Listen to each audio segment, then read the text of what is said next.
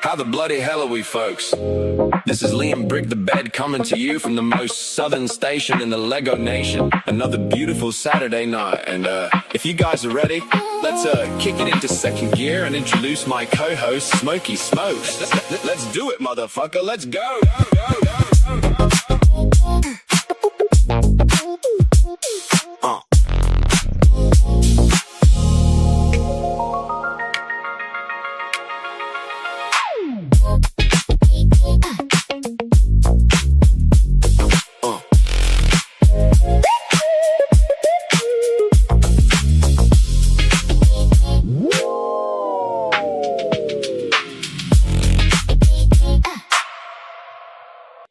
How are we going, folks? How the bloody hell are we? This is me and Smokey Smokes, your co-host for the most southern Lego station in the in the world. How are we today? Good to see you, Smokey. Good to see you too, Liam. Excellent. Live chat, future chat, post. Rob Clapton. Good to see you, Rob. Always good to see you, mate. Hope you're doing well. Hi, Tommy and Rob. I hope you enjoyed the Lego show you went to recently. I can't remember where it was, but it looked good. He sent me some photos. Wish I was there. Tell you where I wish I was this weekend, though, Smokey. Goddamn brick slopes. How good does that look? Have you seen any of the posts or any of the have you seen the big castle? Yeah, I saw the big castle. I was watching what's his name, Brick Together, Brandy and Royals streams earlier. Yeah. They're down there, right? Yeah, they actually made the trip. I was really bummed to see that I had missed that opportunity to meet them, and thrilled for them to see that they were going. So yeah. Yeah, man, absolutely. Yodelay's in the house. Always good to see Yodelay Dorado. Olay. Yeah, but today I will be building one of, generally I fell in love with Rebrickable a couple of years ago because, I'm not much of a mock artist, but I do like, having options with my Lego, right? And I ended up just on a whim buying 3 of these. I don't remember what it's called anymore. I think it's like the Chinese noodle shop or something like that, the noodle shop. But I'm just looking here at the cover of this, and it's not written anywhere what the name of the set is. Got the number, which is I find quite strange that it doesn't have a name.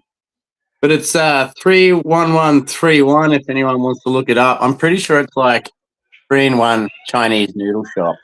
So I actually bought 3 of these, hoping there'd be like a 3x sort of build on Rebrickable. And honestly, I haven't looked it up in over a year, but the last time I checked, there was only you could build 2 and build something pretty cool. And you were just saying that you wanted this set and you didn't get a chance to pick it up. Is that right? Yeah, which is fine. I'll find it one day. I think it was a pretty cool fucking 3-in-1 set, honestly. It was very I agree. town orientated.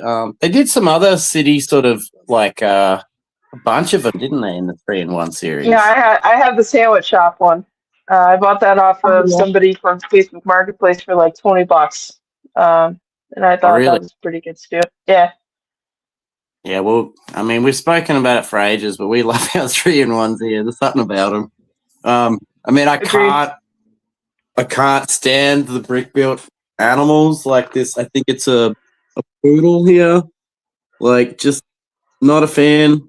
The 3-in-1, that horse faction castle that's just come out. I don't know what you call those, the horse knights or whatever. Those brick built horses they make me cringe so much. We've got Sarah in the chat. Great to see ya. Great to see ya on 2 a.m. on a Saturday night. Where else would you be? But in bed with Lee. Oh, that's lovely. Thanks so much for popping in, Sarah. We know the hours are difficult for you. And yeah, so Rob just let us know that the show was good. It was in Tampa like 3 weekends ago, and Duluth is this past weekend. Okay. Duluth. Is that Dallas? No, Duluth. Duluth. You been? Sorry. Duluth. Duluth. Duluth. Duluth. Right. Yeah. Yeah. I was way off with that. Yeah.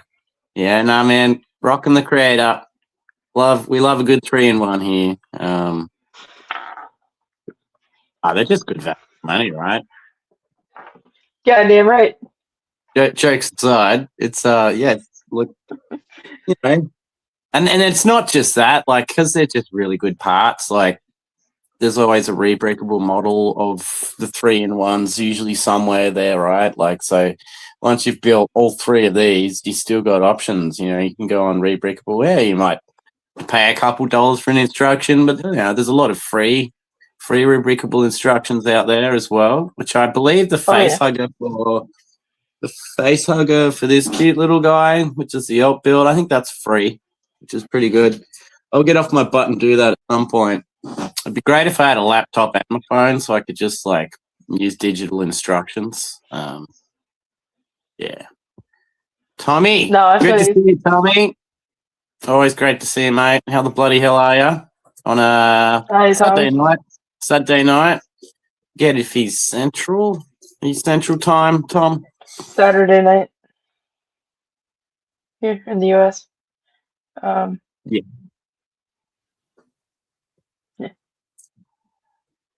Yep. In bed, just got up for a drink and let Patty out. Oh, good. I don't know if you've been hearing the updates on Patty's health, Smokey, but Patty's all Patty's all healthy. Good. Glad to hear that. Little guy had I think like an eye infection, and it was pretty bad. I remember hearing about that. Glad he's better. Yeah. So 6 p.m. Saturday. Ooh, so West Coast, right? Nice. 3 hours. Yeah. See, I know time zones.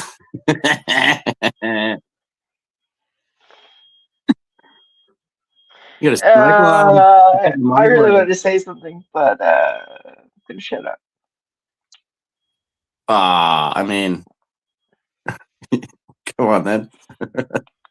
Let's go. What are you gonna say? Nothing. Nope. We're just gonna keep this rolling. Sorry. All right. Fair enough. Well, I'm gonna crack it. Nice. But honestly, Smokey, if you want a coffee, you just fucking let me know, because, well, I've got 3 here, so next time I see you, I can bring it with me. No. I got them all. Keep those and make something pretty out of them. I think I'm very indecisive right now. It's either this,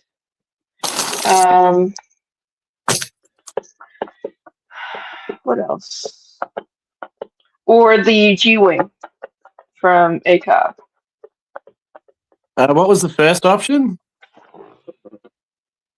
Oh. Wow. I mean, they're 2 great sets. I think that because I haven't seen the G-Wing built in a while and haven't built one myself, I'd probably go that. The G-Wing? Yeah. I mean, we can put it to a vote. But, no. The Eevee's sick too. Yeah, give me 30 seconds. I'll be right back. But keep going. I'm hearing in audio, not visual. Well, I've got plastic bags, and kind of miss the plastic bags a little bit. I know, terrible for the environment, but it's not like the paper ones. Much better being full plastic also. Yeah, I don't know. At least I won't feel as bad about thinking I've lost a piece inside the paper. And when I open this plastic bag, it won't leave like all this white powder residue on my Lego. Because you rip those paper bags and like microscopic bits of paper just sort of what do you call it? Static electricity sort of connects to that, and it's a pain in the ass. Agreed. Keep your set dust free. And I mean, straight out of the gate, you've just built it. It's already got white dots on it, little flecks all over it. Tommy's down for the G-wing. Yeah, that's what we're gonna do.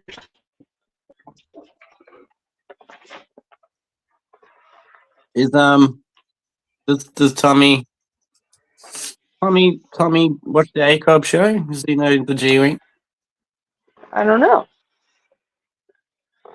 That is Remember, the Tommy answer question. I know I've seen him on the Brick Together streams, especially today. Oh yeah. Anyway, what have you decided, Smokey? Yeah, I'm gonna go with the G-Wang, which is. Oh, look at it! Nice. Hey, and there's a chance, right, that you'll get the chase figure. There's a secret figure that you can be acquired in one of these sets. I think so. I don't know 100% honestly.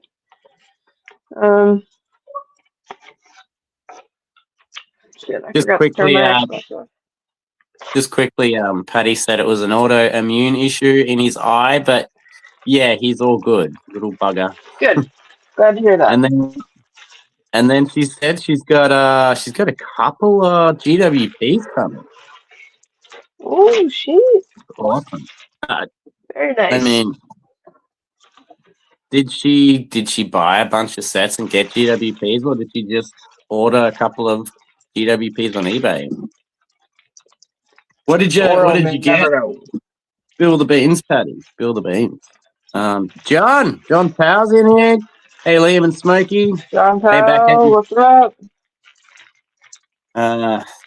John's got a very smooth voice. He's got a lot of timber in his voice, so I think he'd be a great person for radio or something like that. I could listen to him all day.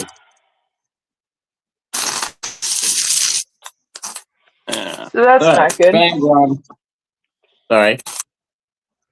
So this set actually requires digital instructions, or has digital instructions only. I thought. And go ahead. I thought you knew that. So is that like you've only got your phone, right? Yeah, I've been trying to get my old iPad to work, but it won't sync up to the internet. So I can't even update it without the internet. And if I can't, it's like one of those chicken and the egg kind of things, like where I need the internet to get to the update, but I can't get the internet to work. Yeah. Things. So, I guess I'm going to hold off on this, unfortunately. Yeah. Okay. All right. Did you want to? Did you want to have a look at the chase fig in there? I did not get the chase fig. Ah, bummer, dude. That's okay.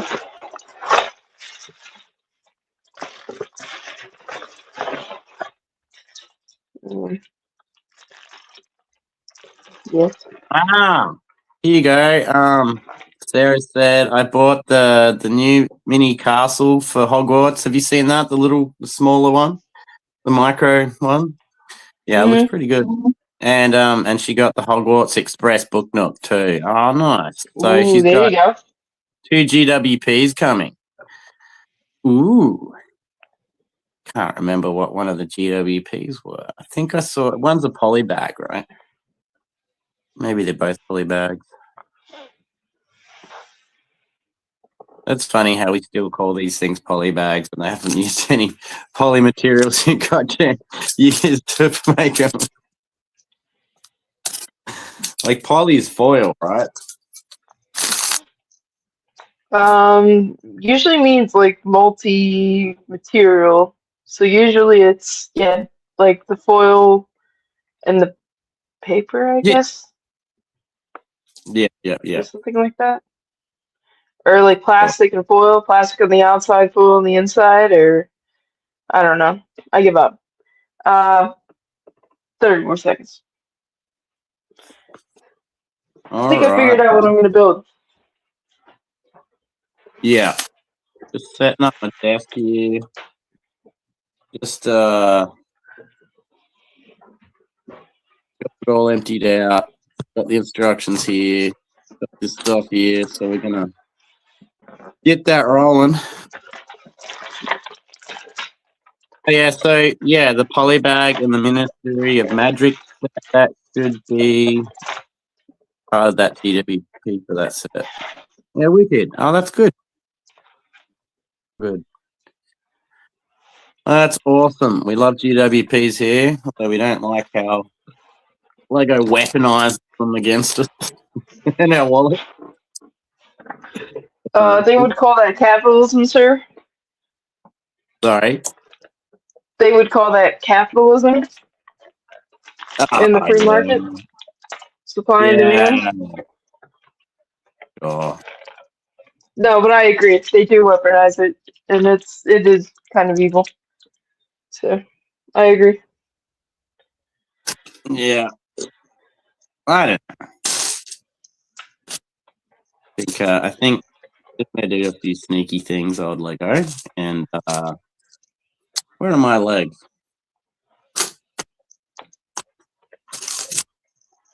Yeah, I don't know. I think they could go about it differently. I mean, they used to have like something come out every year where it was like a date time when what certain GWPs were coming out. And then they stopped advertising all that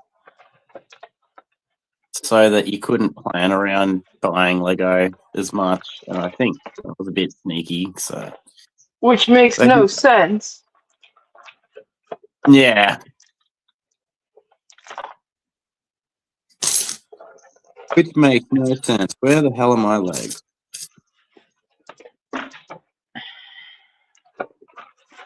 Brick Together has loaded up with brick slopes. Oh, yeah. No. So this is what I'm building. Oh, nice. How old's that? Like, if not 5 years old, 6 years old. Yeah, right. If not 4 or 5 years old. I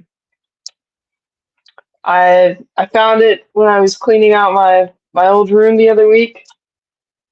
Oh, yeah. So I was like, shit, I'll take that home and build it. So very nice, mate. Very nice. Patty said that she's a little bit disappointed in herself for buying that Lego, but I've paid for my holiday, so justified spending on it. But I don't think there's anything else I want for now. Oh God, I wish I could say that. I want too much. Yeah, Lego wants you to buy it all, and that's it in a nutshell. Well, the other problem is that I want to buy most of it, which is an even bigger problem. Yeah, man. It kind of is just being in love with a lot of different themes. I'm saving money a lot with not loving superheroes too much, but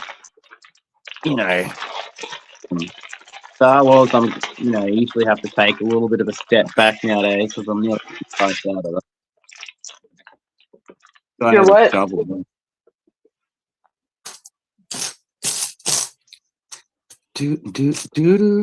Yeah, there's some really interesting parts often in these 3-in-1 sets too. Did I see there was a sticker sheet though? I didn't see that.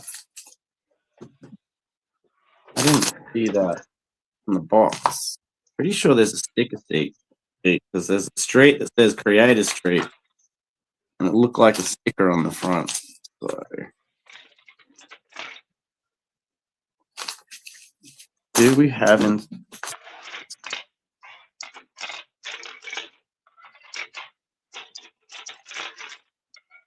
If we do, I can't see them.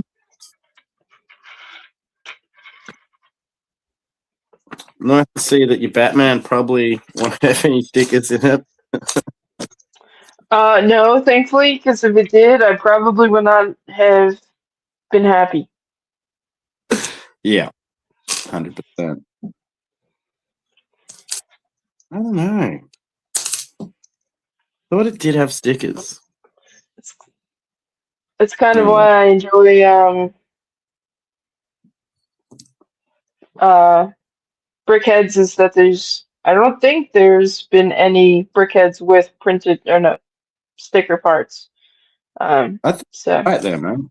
Yeah, I think you're right. I may be wrong, but pretty sure. I've gotten to the point that I'm not interested in 95% of what Lego is coming out with. Oh man, yeah, I've got to work towards that. I got to work towards that. I think a lot of it's mind over matter too. Like, plus the insane price increasing has stopped me from buying. Yeah, me too, mate. And I've been trying to save up for other things at the moment, trying not to spend money on Lego, and I was doing really well until there was a drop of a knife faction here in Australia that I really needed to get my hands on. So I'll be showing those off when they come in. But the bin chicken knights. Sucks, man. They sold out real quick. And it was the second wave of it too. So like 3 of them had already retired. You couldn't get, and this was another 3 that came out. So I got you one of them, and I got you that bin chicken set, the Ibis set, which looks pretty cool. So Yeah, that is cool. I really appreciate you, buddy. that's all right, man. We'll get your address later, and we'll sort her out. No, we're not shipping that. You keep that until next year. It's insane. That would be insane. It's not that much money, really. Dude, you would spend literally the same amount that you spent on those 2 things on shipping. Guarantee it. Yeah, I mean, I've done it before. It's not that bad. It's like 40 Australian bucks. It's easy. That's insane. I want to get them to you, mate. Oh, it's okay. I appreciate you.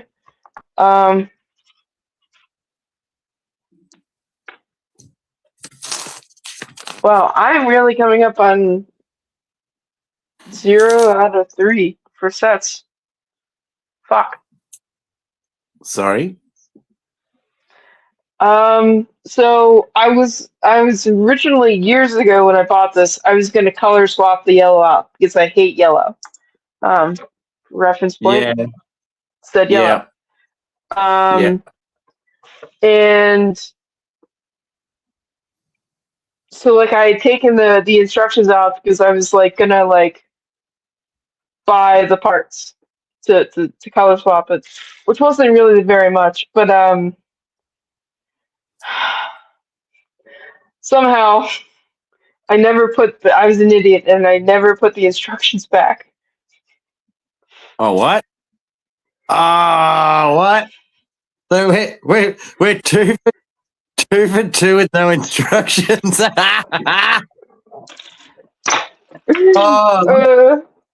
Looks like we're hey, look, at least that Eevee set, that Pokemon set, it looks pretty good, man. It looks real good now. That's the only one with instructions.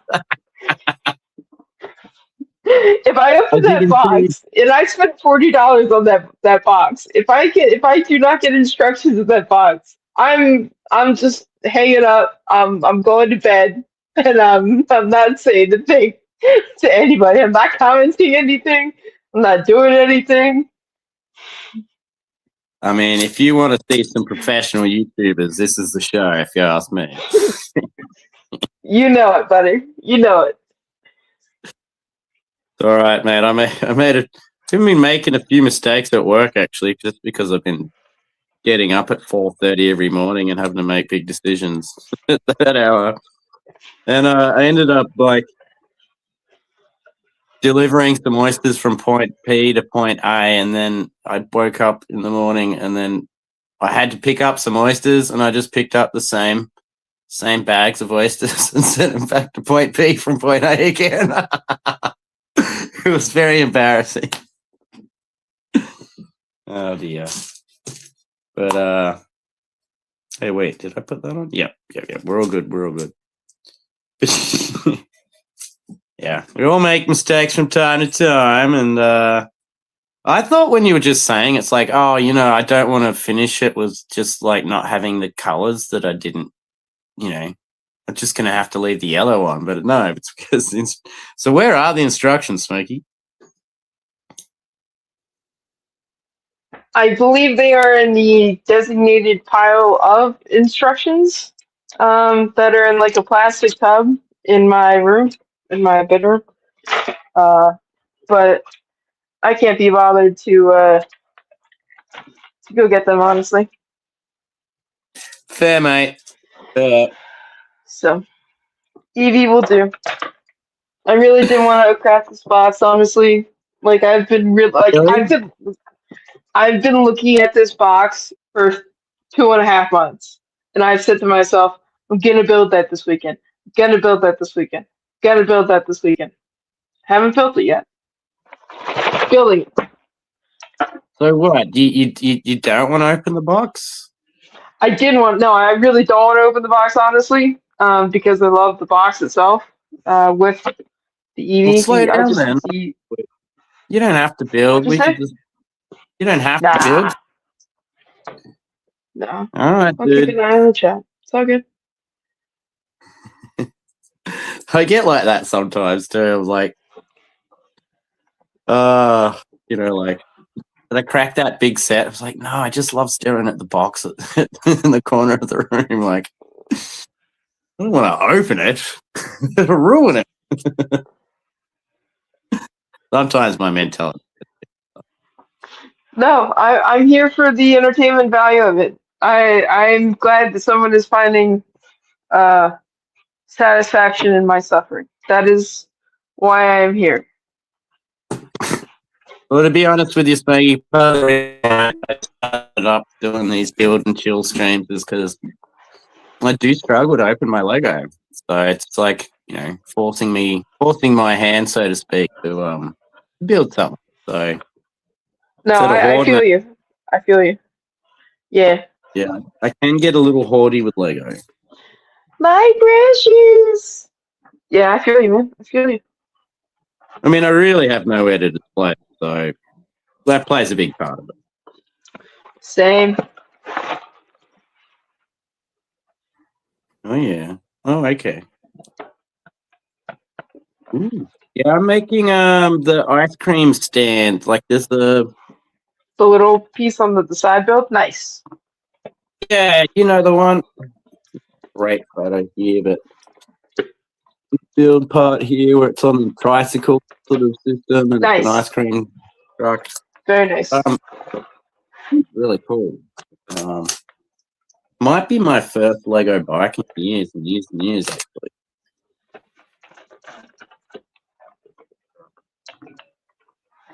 And who doesn't love ice cream? Even the lactose intolerant like ice cream. Can confirm, good buddy. As a lactose intolerant person, I can confirm. I mean, all in moderation, but moderation. Okay, great news, guys. There's instructions. I thought you were going to go the other way on that. See, I really wanted to, honestly, just for the entertainment value of it, but at the same time, I didn't want to be in. Patty called it too. Called it. Q there being no instructions for the Eevee. Very good. Very good. Love you too, Sarah. Love you too. Yeah, me too. Yeah.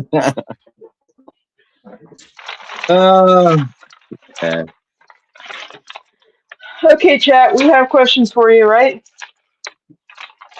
Any questions from chat? Brick together.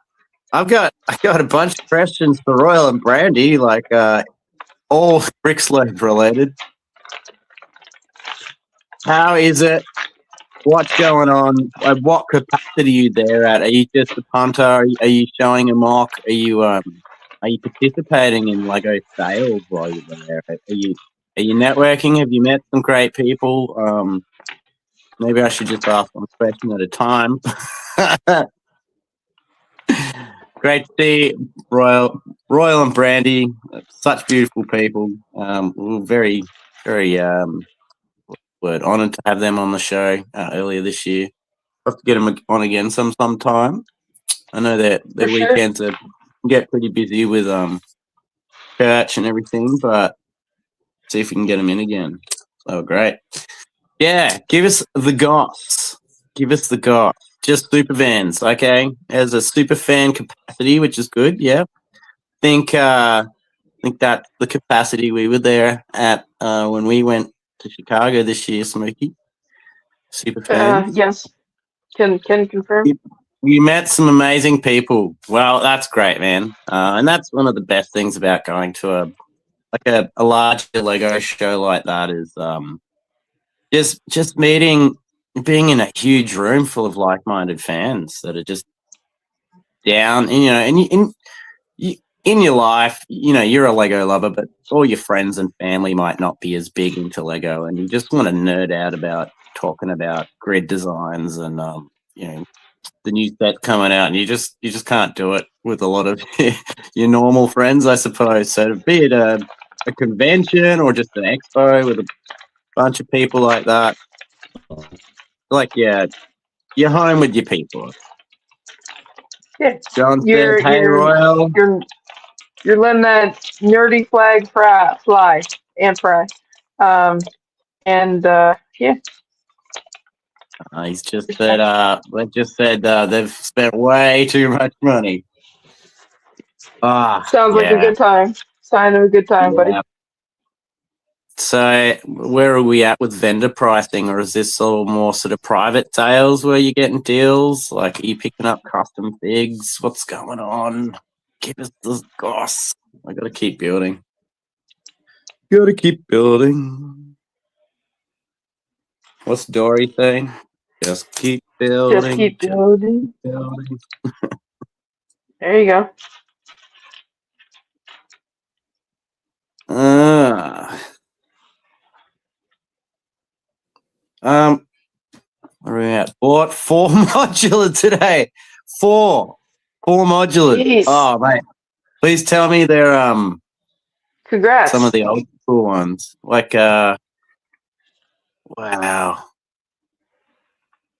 What am I building? I'm building the 3-in-1, I think it's the Chinese noodle shop, which retired some years ago. In fact, we're still running on plastic bags here, which is unusual for my country at least.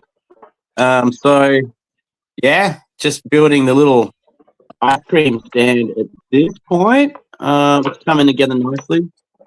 I like 3-in-1 when they do the buildings and stuff. Like it, you don't have to put on like 100 or 200 pieces to just see what it's forming into with the system. It's quite simple. It's good.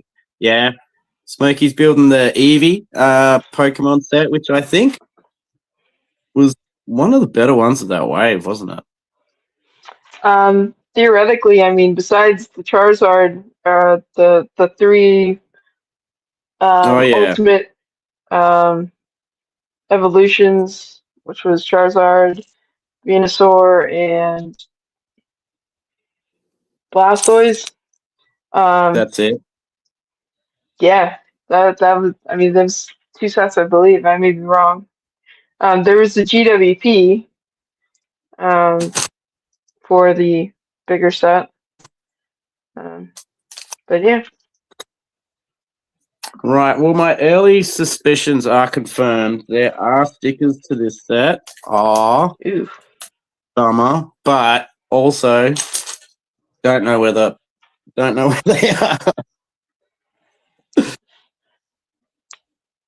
know where they are. I'm just having a go. You get 3 instructions with the 3-in-1s, right? So I'm just kind of going through those to see if they're. Oh, tucked up inside. Yeah, they might be inside one of the booklets or something like that, or on on the inside of the box. They often stick. Yeah, I mean, it's dark in there, but it's fucking empty. There's nothing in there. There's nothing. I'm sure you were not talking about your anus. Kidding. Yeah. Best of luck. I don't know what to say about that. Sorry you can't find your stickers, but I mean, I doubt Lego left them out, which no, means like I said, they're probably stuck in the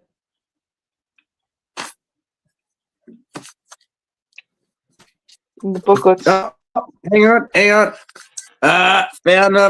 Found them on page 138 of the instruction manual. Called it. But I mean, I picked that book up twice and sort of flung it a bit, but it was right in there. Okay, so to be honest, these would have been great as print, but at least it's minimal. Yeah, Nice. it's not too bad. Yeah, they're pretty good. I like that Gator Street. I wish that was a printed tile, to be honest. And some of the, yeah, I mean, the whole thing, like, there's the whole sushi line here, which is wicked. Like, down the bottom, like, the menus for sushi, and then, like, these Chinese sort of patterns, restaurant patterns would have been great as tiles, and the dragon. But anyway, Yeah, I would have loved the dragon as tiles. Dragon would have been sick. Yeah. I mean, you're more likely to get that in a Chinese New Year set than in a creator set, but it's all good. It's what it is. Yeah, even in the Chinese New Year noodle shop one, like the theme one, not just the creator theme 3-in-1 one. I think it's a lot of stickers too. I don't think that there's a lot of prints of it. Yeah. Yeah, I think it's pretty sticker heavy. You do get printed pieces that just it won't be anything unique to the set. Like, I think that's the whole thing about the Creator 3-in-1 process is everything's if it's printed, it's a pre-existing printed part. So like there's a little cashier sort of number pad there, and then you get these don't belong to this piece, but you get that fuel gauge or that temperature gauge sort of printed tile there. Like they're just pieces that come with it that are printed, but anything unique to the set would most likely just be a sticker, usually with kind of reminds me of the Brooklyn policy on that. They don't really make anything new, but if there's something that they have available, you can use it. So, yeah. Patty, yeah. Page 138. Of course. How silly of you not to automatically turn to page 138. Right? I mean, it was look, after I checked the box, page 138 was next on my list. What's the station in Harry Potter? Like something in 3/4 or something like that, or something silly, or half, or whatever? Yeah, that's the train, isn't it? Or the train? Yeah. Train terminal. Don't make me go Hogwarts on you, Sarah. Okay. Don't make me go Hogwarts on you. So, brick together. Can you 9 3/4? 9 3/4. That's it. Thank you. Can you give us? I want to know what modulars you picked up. Did you get any cool ones? Did you get Have you got what's that 50s diner? That's a damn good one. Yeah, that's a really good one. aesthetically doesn't really fit into the realm of all the other ones, but yeah, I got a soft spot for that 50s diner. I haven't got that yet. You know what I was thinking about? I mean, Star Wars aside, one of my most holy grail sets would be that is it the Fishing Shack that came out years ago? Was that an Icons or a creator? Do you know that Fishing Shack? It's like super expensive nowadays. Yeah, I know what you're talking about. Yeah. Yeah. I think it's got a green aesthetic to it. Mm-hmm. John's got the 50s diner. Nice one, Nice, dude. John. I would also love the Town Hall set. I think it's called the Town Hall. I think that's the one with the couple, the married couple in it in the modular series. So I think those figs were really expensive for a long time because they were the only sort of male and female sort of bride and groom they had. So a lot of people were snapping them up for putting on their wedding cakes. But I think Lego officially sells now brides and grooms specifically for that occasion, which is great. And the Brick Bank. Oh, I'd love the Brick Bank because the story of I've got the police station that was like, was it 2019 or 2020? So the stories on the walls go with the stories from the Brick Bank and little Easter eggs and stuff. And I always wish I had that. Nice, yeah. I like that one. The bookshop one, like you said, the police station is good. And the corner garage. I really love the corner garage. Yeah, and that's actually quite an affordable one. It's not too expensive. Last time I checked. Good. You got the Palace Cinema. Oh, far out. The bookshop, the police station, and Assembly Square. Oh man, that's great. Oh, there you go. Assembly Square was my first one I purchased because I knew it was retiring when I got into modulars. And I did pick up the bookshop and the police station and then every other one after that. But I think Nice. the one in between Assembly Square and the police station, I think the corner garage, and I can't remember if the diner was before Assembly Square or not. No, think I remember the diner from 2022. I remember seeing that it was. No, I remember seeing it in stores or on the website. It was 2022. Well, I'm pretty sure it came out before the corner garage. Oh, okay. Then I'm wrong. Cool. Nice. But yeah, no, that's great. The Palace Cinema too. What a set. Do you, Liam, have the what do you call it? The Natural History Museum? Yes, I do. Yeah. How do you feel about that one, sir? I mean, I don't mind it. Could have been better, could have been worse. I actually don't mind the color scheme of it. I don't mind the repetitiveness of the style of building. I think it's pretty good. Yeah, all in all, like they could fit like a skeleton of a Brachiosaurus in there, and I mean, I have plans because I love natural history museums and stuff like that. Oh, Taz is in the chat room. Yeah, I'd change it up a bit. So I'd have a lot more rock stuff in there. So I'd like get one of every like Lego geode and every gem and every jewel, and I'd just have it all lined up in there and kind of create like little mini ones with trans bricks and stuff. But yeah, that's what I'd be doing. When I build the Natural History Museum. And the one thing I have left out of all the modern modulars is the actual botanical gardens, actually. Hang on, one second. You know when people say you shouldn't eat in bed, there's a slop of sticky plum sauce thing.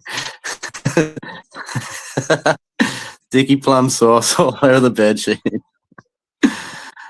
Here we go. The myth, the man, the legend, the man you couldn't shoot, root, or electrocute. Here we go. Tasmania. How the bloody hell are you, mate? What up, Taz? Wherever Taz may be. Shit. Should have given him a better warning. Sorry, mate. He'll be with us at the moment, mate. All right. How you going, dude? Good to see ya. All right, let's do this again. That and then. Oh, you launched himself out. Nice. I've done that too. We saw both this weekend, John, and it'd be for lots of dollars. Yeah. Oh, the Brick Bank and Turn. So John wishes he had the Brick Bank and the Town Hall, and Royal's seen them there, and he said they're very expensive, which we all know. Yeah. Yeah, the diner is older. The diner is older than yeah, that's what I thought. Thought you were wrong there, Tassie. Sorry, Smokey. Round 2, here we I got go. you, buddy. All good. G'day. How you going? Oh, hang on a second. I'll fix my camera up. G'day. Bye. How are you, mate? Good to see you. I was having a little bit of trouble with the interweb, so I was just trying to fix the internet so it's working. Angled technology it is some. The old interwebs it was. I'll just fix my camera up. It won't be a moment. G'day everyone in the chat. Hope you're well. Patty, going back to sleep now with sticky sauce and all. Good night. Love you. Well, Patty, the hell out of here.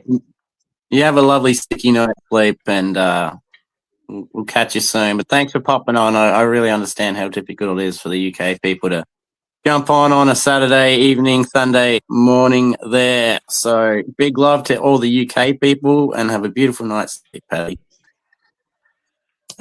Yes. So, Brick Together, next question. What do you think of that big castle, the big 3D printed castle? That's like a giant version of one of the sets from the early 90s, late 80s, right? Pretty sure. Was it the Falcons? The Falcons It is a cool castle. I have seen that. It looks very cool. Yeah, you've seen the pictures of it, Taz? I've seen the pictures, yeah. I was like, yeah, that's awesome. Was there a little part of you wishing you were in at Bricks? Oh, very much so. Very much so. Yeah. Yeah. There's a picture of the swag bag, and it's all just very castle related. I think you even get like a brick, sorry, not a brick. You get like a stein, like a stainless steel looking stein to drink out of, and all these cool things. Yeah. What I should have done was just bought the ticket for all that stuff, and then had Hive bring it back because Hive's there. And I'm really done that. Damn it! I really should have done that. Could have done that. God damn it! Why did? Food for thought, though, because I didn't actually get a brick badge at Brickworld Chicago, and I probably, yeah, I did. You remember I forgot to sign in for a brick badge. So I guess I'll be ordering a brick badge, and maybe you can pick it up for me if you go, Mikey. Yeah, I got you. No problem. Are you on the? Is that on the agenda to go to Brickworld 27?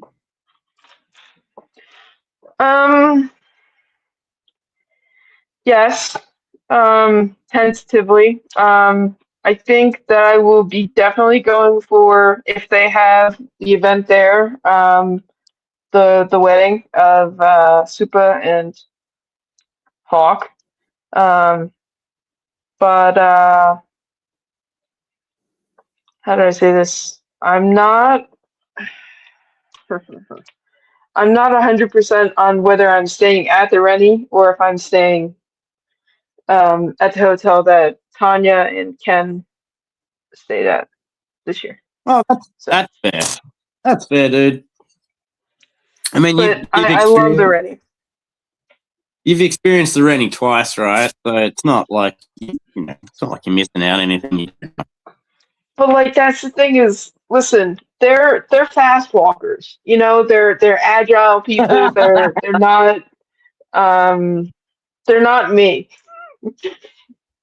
So drunk Smokey is a different level of ungraceful.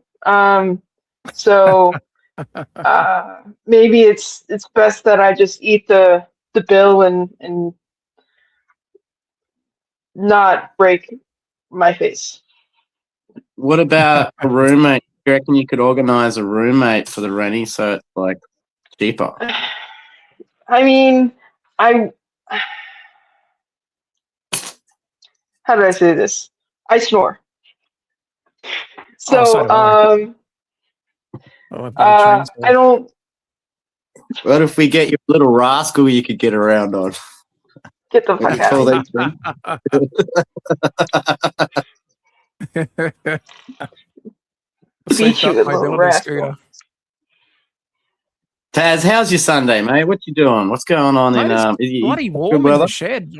I've got a little fan on because it's roasting in the shed last night though. It was freezing. It's like it's one extreme to the other. My Sunday's all right.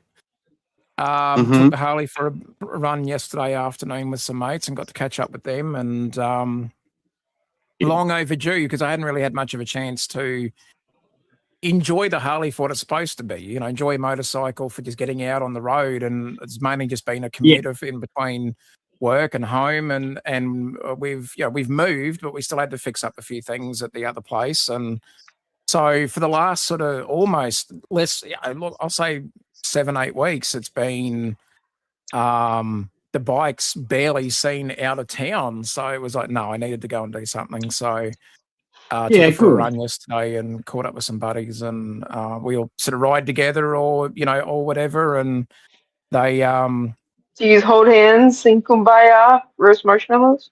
let's just say we're not that kind of mates. Well, actually, that was partially an insult and partially a reference to the movie Wild Hogs. I was going to say Wild so- Hogs. Yeah. I was actually going to refer to the group from Every Which Way But Loose. You know, the old school. You know, Sure. I still love that movie. It's one of my favorites. There's also chips too. Yeah, true. That's true. But no, mate, it hasn't been too bad. The weather's been absolutely cracking today. It's great. Weather is spot on. Like, there's not a cloud in the sky. It's not windy. It's just, it is a bit warm, but yeah. Check this out. That big castle we talked about. I talked to the guy who made it, and he used over 1,000 2-pound rolls of filament. That's insane. That's literally a ton. Holy fuck. That's then 9 3D printers working for a year to make it. Wow. Jeez. That's for a year. Imagine you're an hour into something or 2 hours into one single piece, and it just you get like a power outage or something, and it just dies. Yes, exactly, and you're just screwed. I'm sure they probably had backup, generators or something sitting ready to go, or uninterruptible power supplies, or something like that. Okay, yeah, they just don't, not all. They may be nerds, but they don't have nuclear reactors outside. Okay, but it's not a thing. It's only ready to do one last pass, and then it fails. It's like, oh, Jesus. Fair. You'd forgive a grown person for shedding a tear or two. Sure. I mean, but you can imagine the power cost, the energy cost to do that for a year. 9 machines. Oh. Well, speaking of bikes, I just finished my nice little ice truck here. Oh, nice. That's all right. Yeah. It's pretty nice. I tried to get the screen bigger, but I just can't, so I'm just gonna leave it. But so John Powell appreciate your distaste for fast walkers too, Smokey. I don't have a distaste for them. I'm just merely jealous. It's the difference. I'll say good day to John, Brick Together, and everybody else there. If I missed anyone, good day. Greatly respect and admire their abilities that I do not currently have. Yeah, it's I like to just walk around and take my time. Like even at Brick Built Sydney, there was just you sort of had to keep moving, and I'm also I'm getting a bit older with my eyesight. I am, so sometimes it takes me a little bit longer to notice the finer details and things. And but that's but there's so many Lego people, show. and Sorry. you're on it. You go. There's so much little details in when you go to a Lego show like that too. Like everywhere you look, like the deeper you go, the more you see. Exactly. Sorry to interrupt. No. You're totally like. There's my and Liam. I'm wearing a hat out of respect because I had to make the balance so that there was two of us. It seemed a bit uneven with just you and Smokey. One wearing a hat. I thought, no. I'll even up the playing field a bit. Genuinely, this is actually a stand-in. I have ordered a Statesman, like my late father used to wear one, and like, it's an alternative to a Kubra, or Akabara, as some of us also say in Australia. But for those that don't know, the hat brand's very iconic hats, and I have actually ordered one that sort of similar to the one that my dad used to wear. So that's cool. this is a stand-in until then. So it'll be a nod to him as well. So. But yeah, so I Liam it genuinely, but I thought, hey, you know what? I'll wear the stand-in just to balance it up a bit.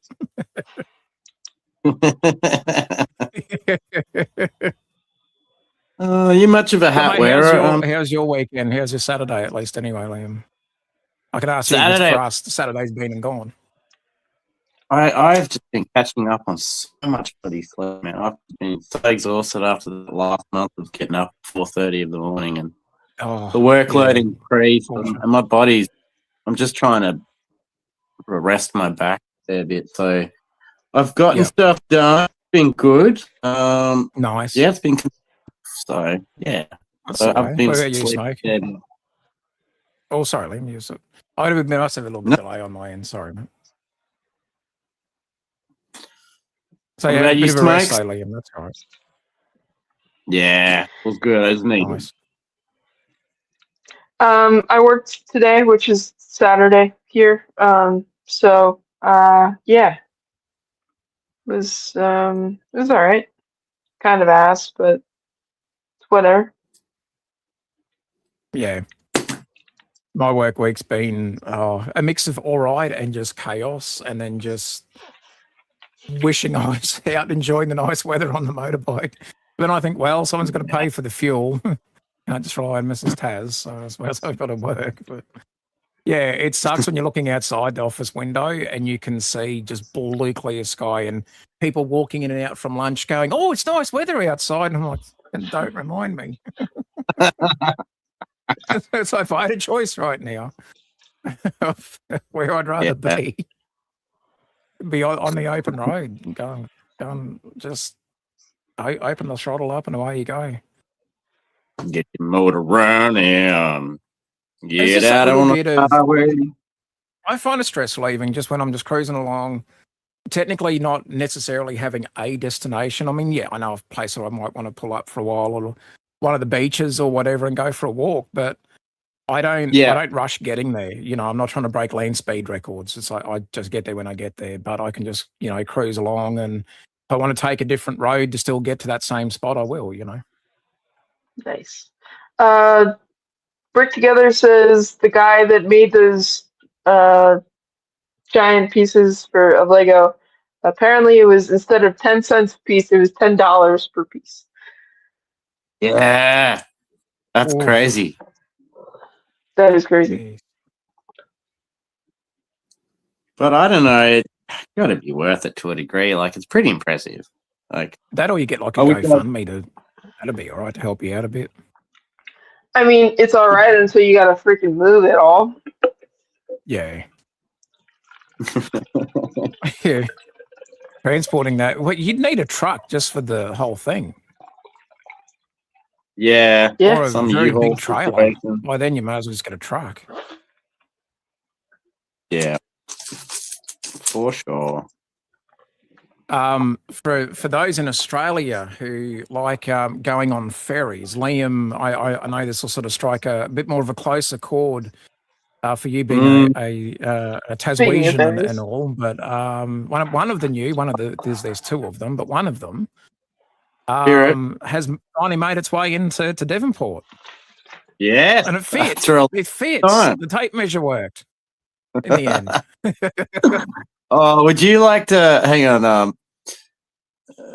Would you like to just briefly explain what's going on there with the Devonport ferry? You might know a bit more about it than I would. You might be able to explain. From what I remember, I had read some articles. So this is, I mean, I sort of have been in and out a little bit on it. So initially, look, when we first were, that was back in my day, when we were going over to Tassie, we went on the two older spirits. And there's nothing wrong with them. Inside, they look like a bloody cruise ship. They're fine. Like the accommodation's really nice.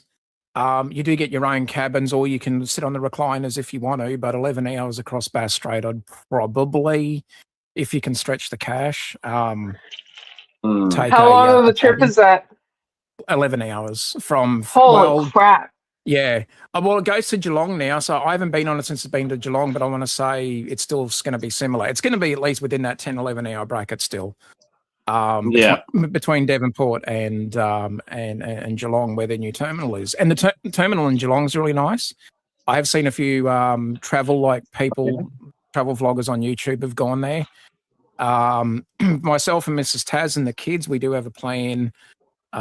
We may still be able to make it work before the end of the year to maybe the last set of school holidays and actually come down to Tassie for a visit. And because our eldest son was born there and he's 15 now, so you know, it'd be nice to. I know I feel bloody old, but it'd be nice to go back and have a look around again and see what's changed. And I know Devonport's got a nice maritime museum, and I mentioned the old spirits because they knew that they were eventually going to have to either cycle them out, you know, sell them, scrap them, whatever they were going to do, right? So there was plans in the works to get new ones. But even when we were living there, and this is now going back again into that. Oh geez, when did we leave? Crikey, what? God, I'm just trying to think when we left. I want to say it was 2016, was it? 2016, 2017. And they were talking about them then. They were talking about them. They said, yeah, we you know, and it did come up. And I thought, I know, is it called Fast Cat? There's a ferry. There's a cat. Like a catamaran. Incat. Sorry, yeah, Incat. And I thought maybe they were going to try and do something, but no, they went offshore and got someone else to, or the Tassie, you know, the company got this made offshore, which is fine, but they ran into a bit of a problem because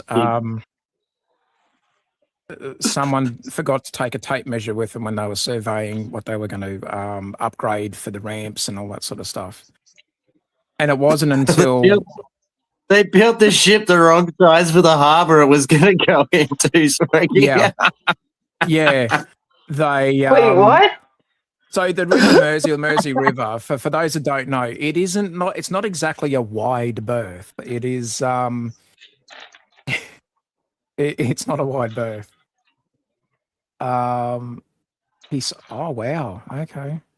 So wait, it's too big? Damn. Or is it too small? At the time it was it was too small. I'm sorry, the ship was too big for the original measurements, so they went, oh, oops. And it delayed getting them into service because, well, they had to do a substantial amount of work at the Devonport sort of terminal to make it right. But now, look, no one's perfect. I'm far from perfect, but when you're spending a lot of money, and I mean, there's engineers involved, there's a lot more than just someone sitting in the backyard with, you know, CAD and drawing up a ship and go, here you go. It's one of those measure 3 times, cut once kind of things, right? Yeah, exactly. And unfortunately, and the worst part about it too is that it put Tassie in a very bad sort of light and was just embarrassing. And it's like, well, there's been bigger bungles on the mainland and all that sort of stuff too. And but when a lot of people are showing interest Reliant. in these new ferries that are going to be an integral business link and moneymaker, and it's just So if you want to get a car, you want to get a car across to Tasmania to Australia from Tasmania, you have to get this ferry. There's no other option. Yeah, that's right. You can There's get a no plane. AC 130 or something like that, or anything like that. Geez, that'd There's cost plane, more. but there's no way to get your car across apart from this Spirit of Tasmania. Yeah, of which there is some models of that made out of Lego. I have sent some of the I've older seen a few models out. Yeah. They are. Any one of the older ones as well. I'm just like, oh, they look really good. They look really good. I love seeing the Lego versions of them, and in the terminal in Geelong, they've got like a model of one of them. But just to see them in Lego is pretty cool. Someone made one of the Parkes radio telescope in Lego, and I'm just like, oh, that is so friggin' cool. Oh, really? That was that was cool. awesome.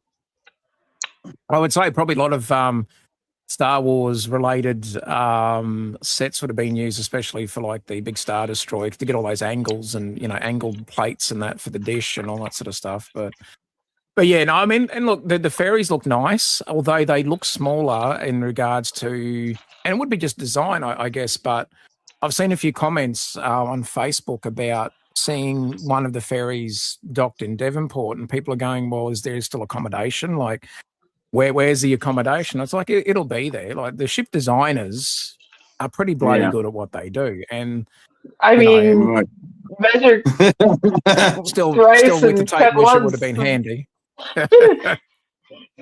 but as far as accommodation decks and vehicle decks and truck decks, all that sort of stuff, they can surprisingly fit a shitload of vehicles on those things. But I think once the both of them are fully in service, people will no doubt in time will forget the Plunder. someone just didn't have a tape measure. And yeah, the Mersey River, like I've not only been, but I've got video of one of the ferries doing like basically it's turning on the point of a needle to get out of the berth and to get out into open water. So it's impressive to see the bow thrusters and stern thrusters and all that sort of stuff, and the fact that you can basically see it turn on its own, within its own, turn on like basically itself in its own radius is pretty cool. But it is narrow and it does need dredging. And I remember at one point when we lived down there was some drama with the dredging situation, and like they got really bad there for a while, but they got it sorted out and whatever they were doing. But it is interesting to get to. It's fun to get to travel on them. If you get seasick, I'd probably steer clear of the bar because I remember the worst experience. Gypsy. Oh, big time. I remember the worst experience on it was we were Mrs. Taz and I were coming over to back up to New South Wales, and we thought we'll drive, bit cheaper at the time to drive than fly. So we even with the accommodation on board, which wasn't that expensive, it was pretty good. I remember laying in the bed, and next minute you could feel the ship sort of like because we were closer towards the bow, so the front of the ship, and you could feel sort of come down. And I'm laying there going, is this thing coming back up, or am I getting a life jacket? Like it felt like it was going way down, and I'm like, oh, this is not cool. and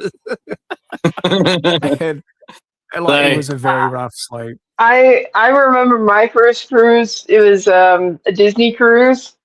Yeah. And it was like September, October, and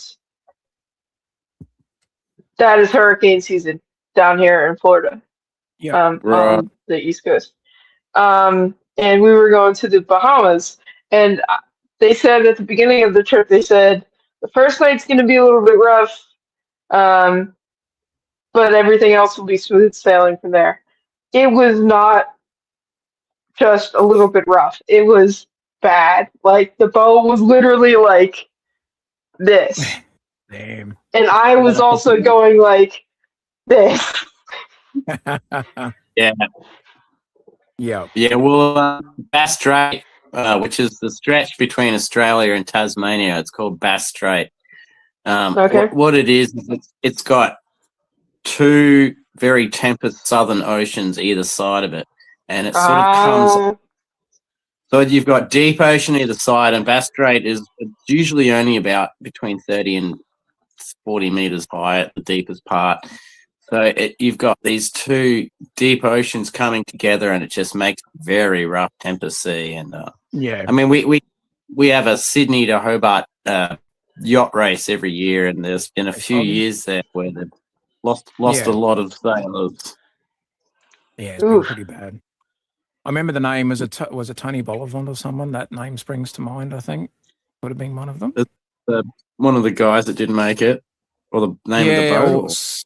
No, I'm just trying to remember now. For some reason, a name just sort of popped in my head about that, but I would be wrong on that. I mean, knowing myself, yes, I probably am wrong, but without getting on the Googles and trying to find out what it was. But no, over the years they have lost. Sadly, they have lost boats and crew. Foggy. Anyway, good to see you, mate. Good to see you, Foggy.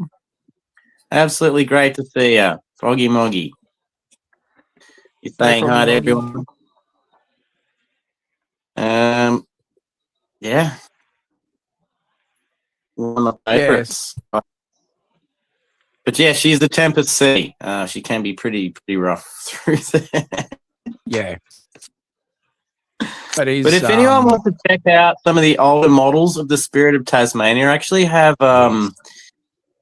do have something on my Instagram feed from that. I think I put Bound for South Australia is the song for it on there. But yeah, it's just a whole bunch of different versions of the Spirit of Tasmania shipped from the years. I think there was about 6 at that expo that I went to. Pretty good. Nice. Oh, wow. We're getting our little expo coming up soon, Taz. She'll be in October. She's a little small affair, but it's always good to catch up with Hobart Lug and see what's going down. Yeah. Do you get many mainlanders pop over? Sometimes it wanes. One year I met some Melbourne people, but generally not too many. Not too many. I think a few vendors. I think a few vendors from Victoria come down, but as far as go, not so much. But it might change each year. I don't know, because I think what do you call them? The lugs communicate with each other. So maybe I'm getting ready for Canberra. Canberra's not that far away for the show itself. It's in October, but sort of later October and that. So, but going to be a good show. Be my first time as an exhibitor there, but not first time as going. But I thought, you know what, I'll sign up. I'll give it a go. Are we displaying your harbour mock, or are you? Yeah, the same one. The same one I took to Brickbuilt, only because I knew that once we got home from Brickbuilt, I wouldn't have much time to have something fully, brand new. Because I knew because with our lease and everything running out, and the owners wanting to sell it vacant possession, meaning that even if they wanted us to continue, we couldn't. If they wanted to sell with no one in there and. So I knew time was going to not be on my side for that. So I just went, no, look, I'll still take the harbour one. And people liked it. It wasn't like it was hated or anything. It was people received it well. So, but I wanted to do one last sort of in that sort of style as far as like a freight terminal and whatever. I wanted to sort of do that and then maybe rest that idea for a while. But my next plan is to do, depending on how much I can, fit and transport and whatever in time, is either a section like a slice or a smallish but an island, and have like a village there and a lighthouse up on top because I'm a lighthouse nerd. So for me, And but have Me a too. small little, almost like a mini, like a little harbour, but no big vessels, like no, just like small little, almost just like fishing boats, but maybe have a couple of small little boats there, but like you could picture it being just offshore from like another larger, like a mainland type thing. So, but Yep. I want to sort of get more into having some smaller buildings. As much as I know people don't like AI in its own way, I saw that there's this one where, when you look at it, it looks like it's Lego, but it's not. It's AI, because when you zoom in, you can see parts, and even colors, you can go, Lego doesn't do those parts. But, it's still good enough to give inspiration. So there was one I saw and I went, oh, that would look really good. Like, I'd love to do something like that. And have like maybe like a little shed that's got like say nothing too substantial, but have like a little shed, and a bloke in there working on his boat or whatever, and have someone have some minifigs going fishing, and set up some little stories and scenes, and try and maybe do that. That's what I'm planning on doing. So it's just now a matter of getting ready to start to sort of actually make that happen. So yeah, we'll see how it goes. Yeah. I mean, a harbour's a pretty vibrant scene. Like, you can put so many different little stories in there. Well, I'd love to do that with a bit of an island and have maybe a skeleton, like, in a bit of a cave, and have that, and then people, walking to discover, and, maybe stick a treasure chest there or something, and have some fun, with it a little bit more. I want to get better at being more of a, in that sense, physical sort of storyteller. With Lego. I know I can do it, verbally and vocally. I can tell stories, but it'd be nice to have a bit more fun with the actual, just with Lego. Yeah, I find when I know you called it Waldo back in the day, I think, in America, Smokey, but we had Where's Wally? And every time I see like a big scene of Lego minifigs in a mock doing, and there's little stories everywhere, it just reminds me of that, the Where's Wally books, Waldo books back in the day. Like, you look hard enough in that artwork, there's just so many little humorous little stories and stuff like that going on. Yeah, couldn't agree more. We got our Super Hawks in the chat. Good to see you guys. Hello. Keep it real. Always good. Smokey, can we get an update on where we're at with your build, mate? The front of the Foxy. The main. The main going. Very nice. Yeah. Looking good, mate. Thank you. Let's see if I can make my screen bigger now. It's a bit more difficult because it's right underneath something, but just can't do it on mine, unfortunately. I hate phones. I'm on the laptop soon. Just never wants to. Anyway, I've built. Fuck it.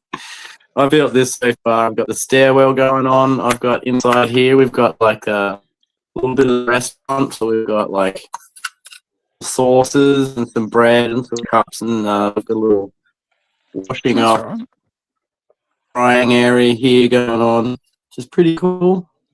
A little sink action. Yeah, it's awesome. Loving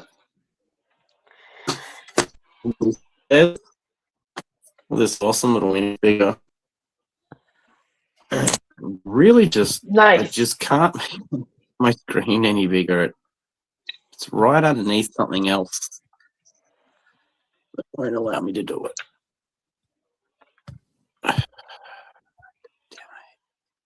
Yeah, got to get a laptop or a computer soon. It's doing my head in. And that way I can actually use digital instructions and do other things while I'm on. Yeah, absolutely. Thanks, Foggy. Always know the right things to say. Good on you, Foggy. Good, yeah. Yes. We are still building. Great guy, that I'm one. having. Ooh, well, guys, we did get to. I don't know if you guys have seen them. I know Smokey probably has, though I haven't said anything to him about him. But the new Mario set got leaked this week. Have we all seen Oh, them? yeah. I've heard some. Yes, yeah. I got to say, I'm pretty impressed with the pricing. I'm pretty impressed with the way the figs look. I'm just quite impressed with the wave the whole way through. To be honest, pretty good. What about you, Smokes? You've had a bit of a sticky beak, bit of a look. Yeah, I'm excited. Definitely. See, okay, so the only thing that chats my ass just a little bit, and I understand why they did it, because once they dropped the figs, nobody would ever buy something brick built. Um, but Yeah. what kind of really chaps my ass a little bit is that they went like basically through like the Mario Kart like characters in with many of the carts brick built, Yeah, and now they're yeah. starting to do the figs The with same carts. line. Yeah, Yeah. yep. I And did see and that. I mean I get it. I understand capitalism. You know, I'm a sucker for Wario, and But Donkey we Kong bought all and of them, Bowser. right? I didn't buy all of them. I just bought the four. I bought the Wario, or the three: the Wario, the Donkey Kong, and the Bowser. Um, But are we gonna so I get a don't buildable? Are we gonna get a Wario fig though? no. So I'm not too upset. I would be very excited for a Wario and a Waluigi, Yeah. because what they could do as well is they could do a tennis build. You know, just a Oh base plate yeah, Mario and Tennis. the Serious? the Mario Golf. yeah, exactly. That would be That's sick. awesome. I think we've got a Um, shirtless Mario too. We got nice. Super Cabra in the chat. We got both the supers. Great to see you guys. I'm just working on the 3-in-1 Chinese noodle shop. Loving it at the moment. It's just one of those builds where you don't have to like put a whole bunch of pieces in for it to start to make it look like anything. Like I'm already sort of dressing the inside of the kitchen while I'm still building stairs and stuff. I did get to build this badass ice cream bicycle, which is pretty cool. Cones included, That's all super right. hot. Oh, yeah. Cones included. But yeah. No, it's great. And look, like I'm only this far into it, and I'm already having to dress out some of the insides and make the kitchen and put a little closet in there. So it's sort of it's entertaining. Like some builds, especially bigger builds, like I'm just building the frame for an hour and a half. You know? Yeah. Like I could never build that Eiffel Tower. You know that big ass Oh, Eiffel no. Tower. Yeah. I just think that's for me. Like it's just too much. I agree. I was going through something that my mum found some sets. The infamous Grandma Taz found some sets, and she sent me some. And this is one. It's a little Lego City one. It's a little speedboat type thing. I'm like, hell yeah, I'd build that. Hang on, let Having me some try and fun make this that. afternoon. Yeah, you're I right. can't make Yeah. either. But so when did that come out? Because that doesn't look new. That I looks, have absolutely no idea. Say on the back. like that looks pre-COVID to me. Yeah, oh, definitely. This one would have been. I'd have to look up. I'll have to get on the interwebs and do some searching and find out when it was released. I will. Go and do my homework. But yeah, I thought this No, afternoon I'd chill out for a bit and did I tell you what happened when I can't remember. I don't know if I sort of shared this more offline or online with you guys, and everyone in the chat, I suppose, as well. But when she booked into a type of accommodation place that specialized in being a little bit more relaxed than what most other places would be. Putting it into other words, let's just say a clothing optional accommodation, like a motel. I was going to say something, but thank you for Wait, who is this? Who did this? Would you like me to share that little story? I mean, it's not. I mean, it is not my stream, so I'm okay if this detracts I from would anything love else. to. I just wanted to bring. Yeah, let's get some chat in here. Amazing, but I'd just love to bring up the Superhawk Bricks chat just there first. Currently building the Eiffel Tower in rainbow stuff. Oh my god! Oh, wow! You're gonna have to switch your mind off for that one, I think, a fair bit. Although at least it's gonna look more interesting for the colors. That would look really interesting. Please share your clothing optional story. Well, so again, and I'll clarify, this didn't happen to me. If it did, I would have probably had a much more enjoyable time, to be fair. But this was at a time when smartphones, not even the iPhone was released yet, right? So this was, I think BlackBerries may have possibly been on the market, but even then, I think most of us were sporting like a Nokia or an old Sony Ericsson or something like that, right? Yeah, or a Razr. Remember the Razr? I think we got Razrs in Australia. Yeah, we got those phones in Australia. But a lot of us, and like, you were considered bougie and cool if you had a Nokia 3210 because they were like they were industrial strength. Like those things, I kind of miss them, to be fair. But anyway. Truck. I digress a bit, but this is to set the scene of the time period. So it wasn't like she could just jump on Google or go onto the motel's website and go, oh, whoops, maybe that one's not for me. So she was working for a company supplying stores with stock, and so she was on the road a lot. And she had this big work van and think like a Toyota, like a Hi-Ace or something like that, and those big sort of transit van, basically, not a Hi-Ace, but yeah, like a transit van or whatever. Anyway, so it's getting later at night. Now, for anyone that knows, it's been in Australia, and look, I'm sure other countries in the world, the later it gets, the further you are away from a town, there's a lot more wildlife wandering around near the roads. We have a particular one over here in Australia that likes to bounce a lot, and if you hit them, unless you've got a vehicle that is, really sustained or built enough to handle that, they can do a lot of damage, and they can cause fatalities. So it was getting a bit darker, and Mum was like, yeah, I should probably find somewhere. And she was tired. She had a long day. So, to be totally fair to her and reasonable to her, she found this the first place that she could see that was a motel. Now, in Queensland, this happened up in Queensland. So in Queensland at the time, the advertising laws for anything, let's just say adult content, right? Whether it's a shop that sells adult things or whatever, they had very strict advertising laws. Now, if there's nothing wrong with, and I'm not judging anybody, go to a clothing optional if that's what you want to do for an accommodation place. All good, right? Like I said, I judge nobody. And this is where it gets tricky because up in Queensland at the time, the law was that they weren't able to call it, something suggestive or derogative or whatever, to suggest the name of the motel, right? So they had to go with a more generic name.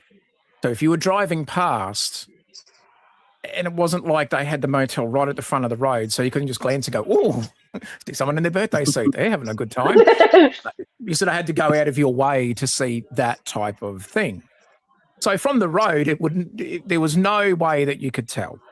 There was no indication prior to that. No indication at all.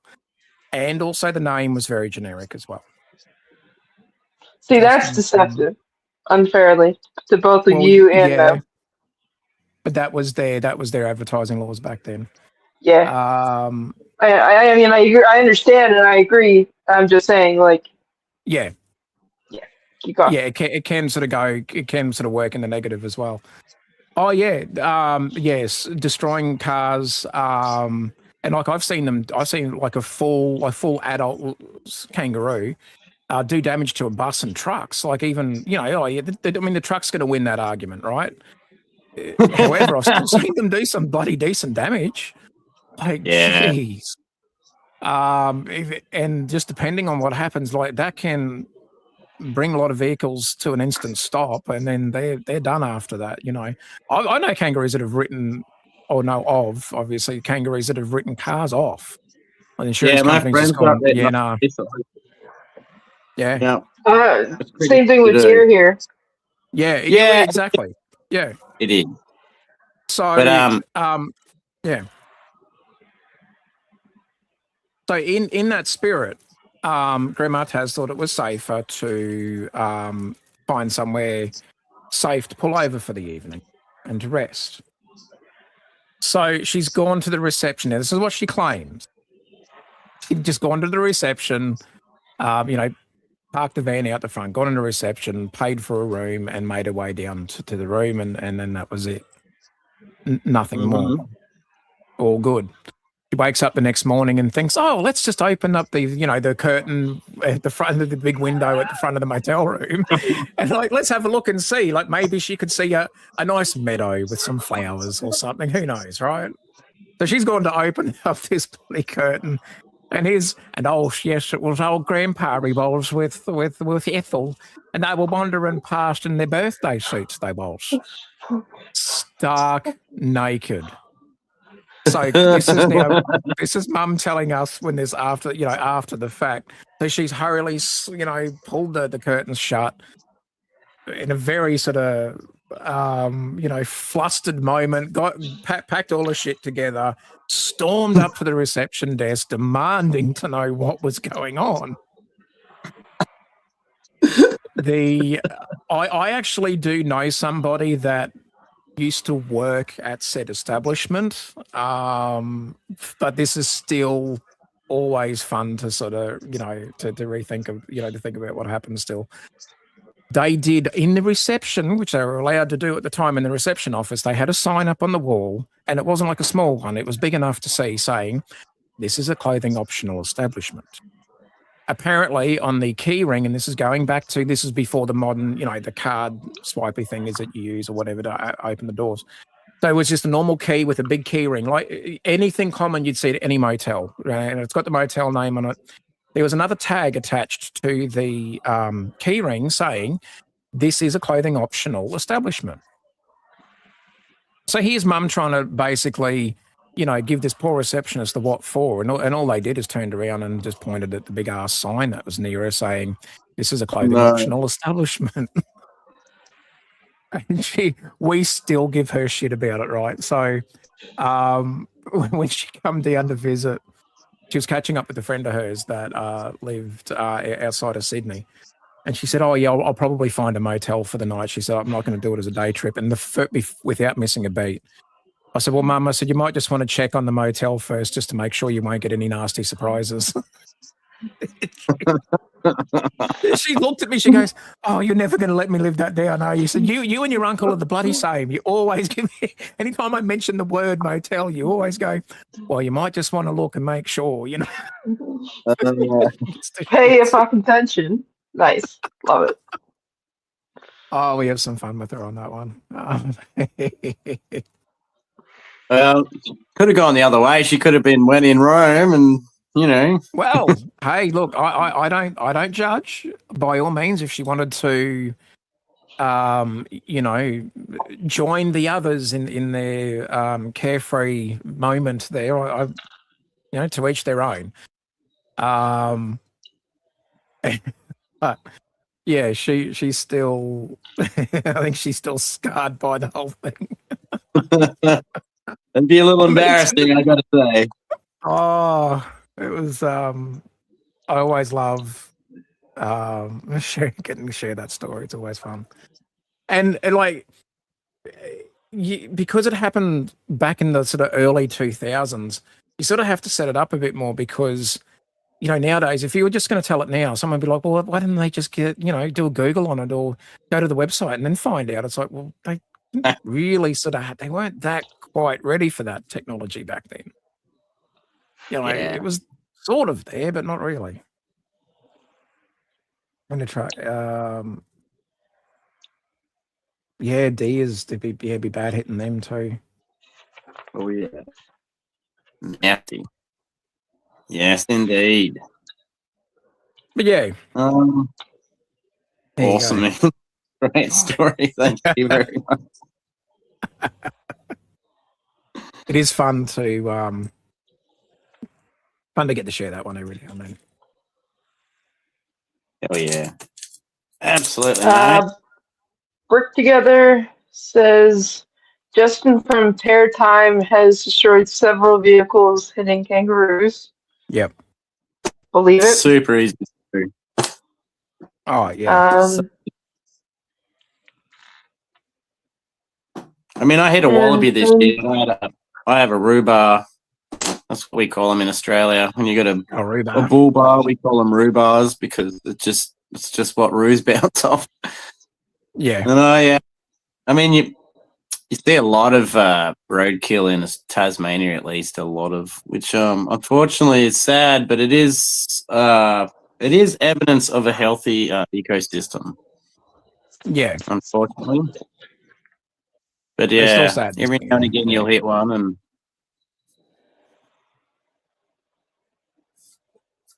pretty easy to damage your car. Like, it's pretty good. Most of the wallabies down here in Tasmania are pretty small, so they're not too bad. You get hit by an eastern grey or one of those big reds and your car might be totaled. Oh yeah, different story. Yeah, different story. Number 2. You know that? Who was the band that did that song, Evie? Let your hair hang down. Evie. Was it Aussie Crawl? I thought it was Aussie Crawl. Sure, it was Aussie Crawl. Don't think so. I know it was an Australian band. Yeah. Oh, that wasn't Chisel, was it? No, I think it was in the 70s. No. Let me have a... Because there's like EV1 Part 6, but it was like part of the heavy metal days. Oh, but Eva down, let your hair hang down. Why did I think it was Aussie Crawl? Best riffs out of an Australian sort of heavy rock music ever. Steve Wright. Looks like Steve Wright. Might have been Steve Wright. Steve Wright, that's the one. So, how is your EV going there, Smokey? That's what I was the long way going about. I am just getting the third leg. So nice. Yeah. Now that song's going to be an earworm. Good song. Yeah. Part of Evie it is like there's like 4 or 5, 6 parts of Evie. Do you know which one we're talking about? Because that's some homework for people. There's like 8 different evolutions of Eevee. Yeah, we are totally talking about 2 different things, Smokey. Whoops. No, we're not. Kidding. But yeah, it was nice to be nice to start today, just spend a bit of time just relaxing, and I've got a few things I have got to do, so I may not be able to stay as long as I was able to last time, but I will be able to hang for no excuses. You're here. You're here for the whole ride. There's no getting off this train now. 5 hours, 8 hours, 12 hours, doesn't matter. You're here. You're here. We did 5 hours and 20 minutes last time, Tess. we did. We did. I saw. I'm like you said, though. We're having fun. When you're having fun. We're enjoying each other's company and shit, and why not? I'll tell you what, there are some really nice printed pieces in there. That's sort Good. of true. Glad to hear that. I got a newspaper, and it says the Lego newspaper. Yeah. The greatest hero ever. I'll see if I can put that on the end of the. There we go. Can't get it to focus. Nice. Yeah, little newspaper. I swear there was another piece in here too. Oh yeah, here it is. No, just trip. Anyway, but yeah, I'm really loving this set. I'm gonna have to. You've heard our Uranus song before, Taz.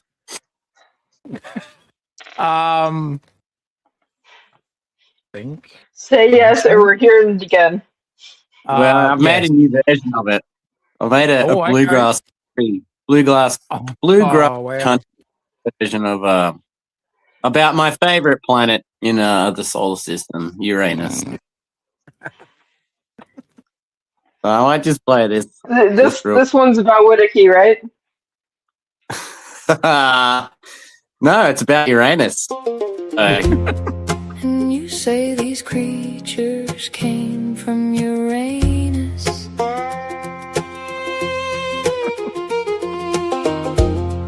And you say these creatures came from Uranus.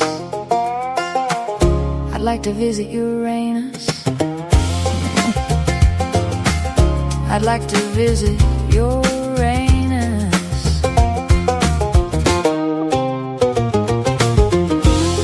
And you say these creatures came from Uranus.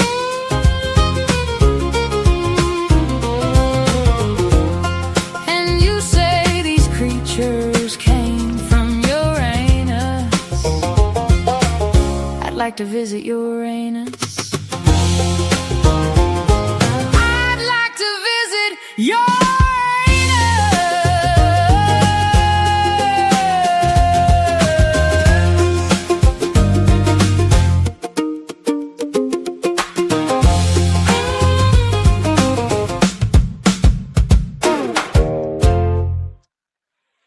Honestly, if Shania Twain makes a comeback, I expect her to be phoning me for this song. I'm sure she's going to cover it.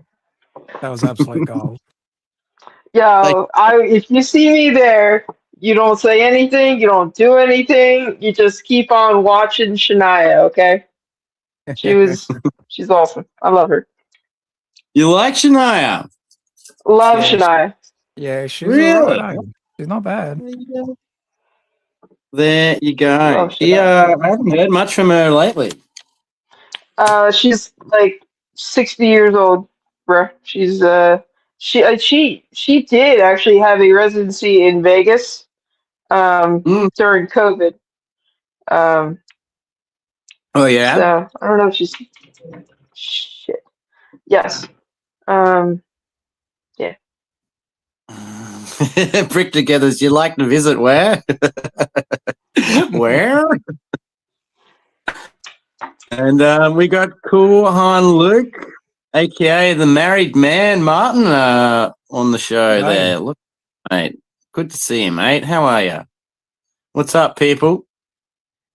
Hope married life is treating you well, dude. You know the back door into here if you ever want to pop on in, mate. Speaking of Uranus. Yeah, thanks, dude. Because I was just like, I was lining it up. I just didn't know how to do the delivery on that one, to be honest. But yeah, come on in if you feel like it. Yeah, but yeah, I'm back. If he's not wearing a hat because Smokey's not, then it does actually give us a very even playing field. Then Get it balances it out. That's true. It's and it's an ungodly hour in the UK at the moment, though. So I would I wouldn't expect him to come on. It's like what nearly 3 a.m. nearly 4 3:46. Nearly 4 o'clock. Yeah, a backdoor reference. Yes, indeed. I'm back down, man. I remember in my Talking about nerdy days. Uranus and backdoors, Oh, what kind of Lego channel is this? Well, it's always been a 18 plus Lego channel, let me tell you. We like to have fun here. Especially like to have fun with Uranus. It's good. Oh yeah. I need one more of those little blue pieces, and then I'll go it off a bit. Starting to work on the Go to exterior bed, kids. Go to bed, kids. I don't care if it's a Maybe Saturday night in the middle of the summer. Go to bed. I wonder if I can make myself here. I remember back in my nerdy, there was a program that Microsoft put out. It was called Microsoft Back Office. Yeah, I remember that. Yeah, we didn't call it Back Office. Oh, okay. We lovingly referred to it as Back Orifice. I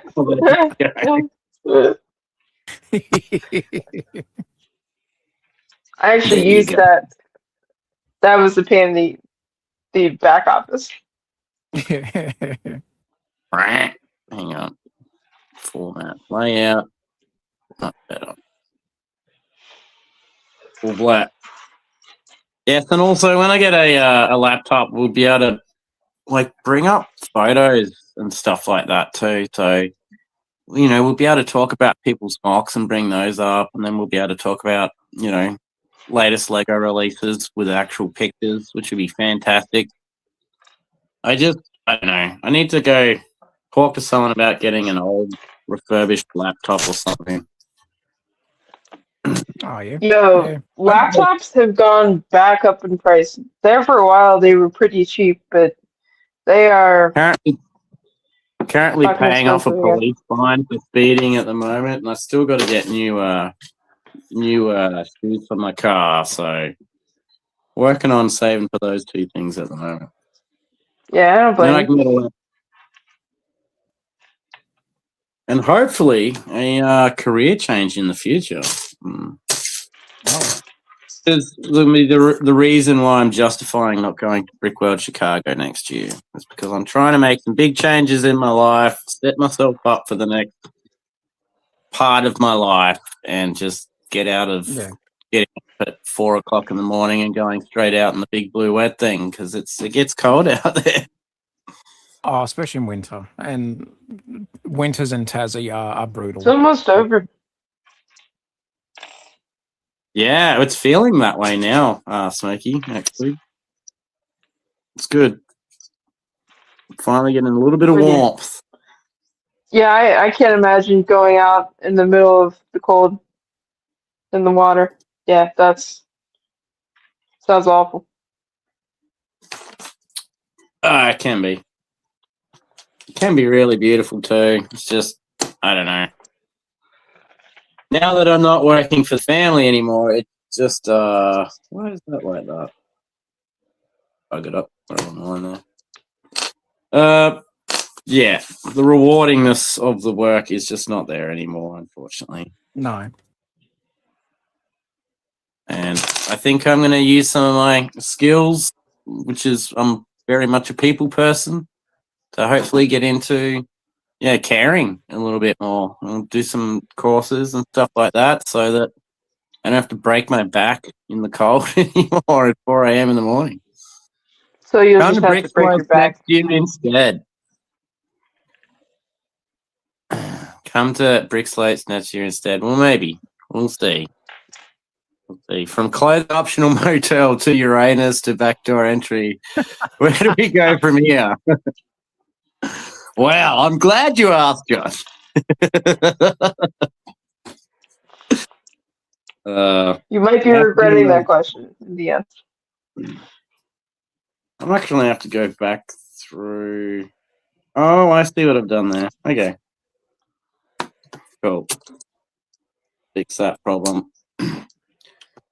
I'm just going to go duck out for a sec. If you guys want to keep yourself entertained for a moment. No worries. Yeah, I'll see you in a minute and a half. I'm just making a little Minions poly bag at the moment. There will be no hot tubs for me brick together. But yes, I'll be there for sure. No hot tubs or maybe hot tub streams. Neither, especially hot tub streams. Fuck no. I look at that. I don't judge. To each their own. To each your own, okay?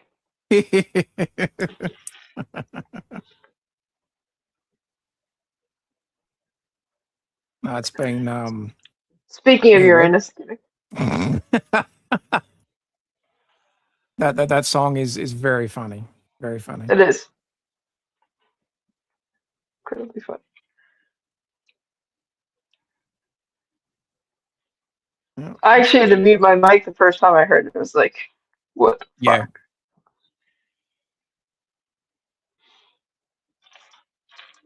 No, it's been the weather yesterday and today has been absolutely perfect. It's just like, oh, we've had some sort of weekends where all through the week's been great, and the weekend it's rained or it's it puts a bit of a dampener on things, and but yeah, it hasn't been too bad. Good. Glad to hear that. Oh, this is my brick build, my exhibitor stuff. Oh, I got some gifts and that from because they give you a little bag at the end of well, you get it for starters, but and it's got some little treasures in there and little things are there for the lugs saying thank you for being a part of the show and all that sort of stuff. Nice. We don't get paid. Some people ask you that too. Like they were saying, "Oh, do you get paid to do this?" I was like, "I wish." I said, "No." I said, "We do it for the love." They're like, "Oh, even the accommodation?" I said, "Don't get any of that for no." So it's anything that we need to, we do get. To be fair, we do get a bit of we get some vouchers for lunch and that, so that's good. Okay. But that's not. Yeah, There's I still feel other you. expenses. There's still other expenses. Oh yeah, ton more other expenses. Oh yeah. How long of a drive is that for you? Or flight? To the venue itself, well under it's under 2 hours. So it's Okay. not too. But just being in Sydney with the traffic, that can add an extra hour on a really bad day. But sometimes the traffic will slap an extra half hour on there just because it can, and it's like, all right, so here we go.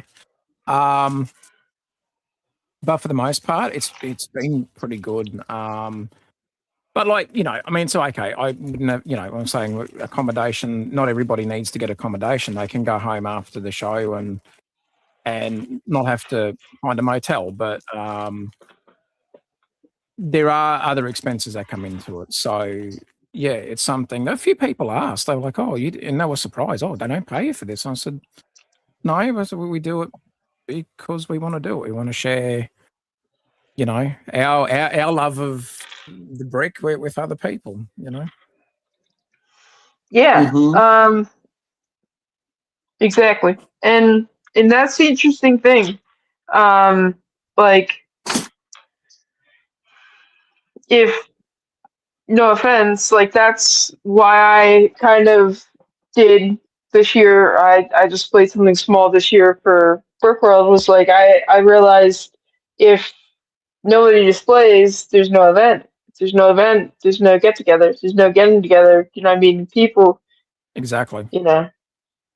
Sure. I mean, yes, we go there for the mocks, but I mean, really, we're really there to meet other people and to meet the same people. I was there this year more for the social aspect. I did hang around my build for a bit, but less than what I did last year. Mm-hmm. because I was more there to be social and go and catch up with some friends that had made it and that weren't exhibiting but were still Lego friends. And like I've got GJ Bricks from the YouTube side of things. He's it's always fun to catch up with him, and we had a really good time, and just getting to hang out but also get to meet, new people and again, just share our interests with them. And I really did enjoy more the social side of it than just being there for for the bricks and that. So it was a really, really great weekend, and you always feel not sad after it, but you kind of do in a way. It's like, let's just go back to everyday life now. And it's such a great weekend of catching up and I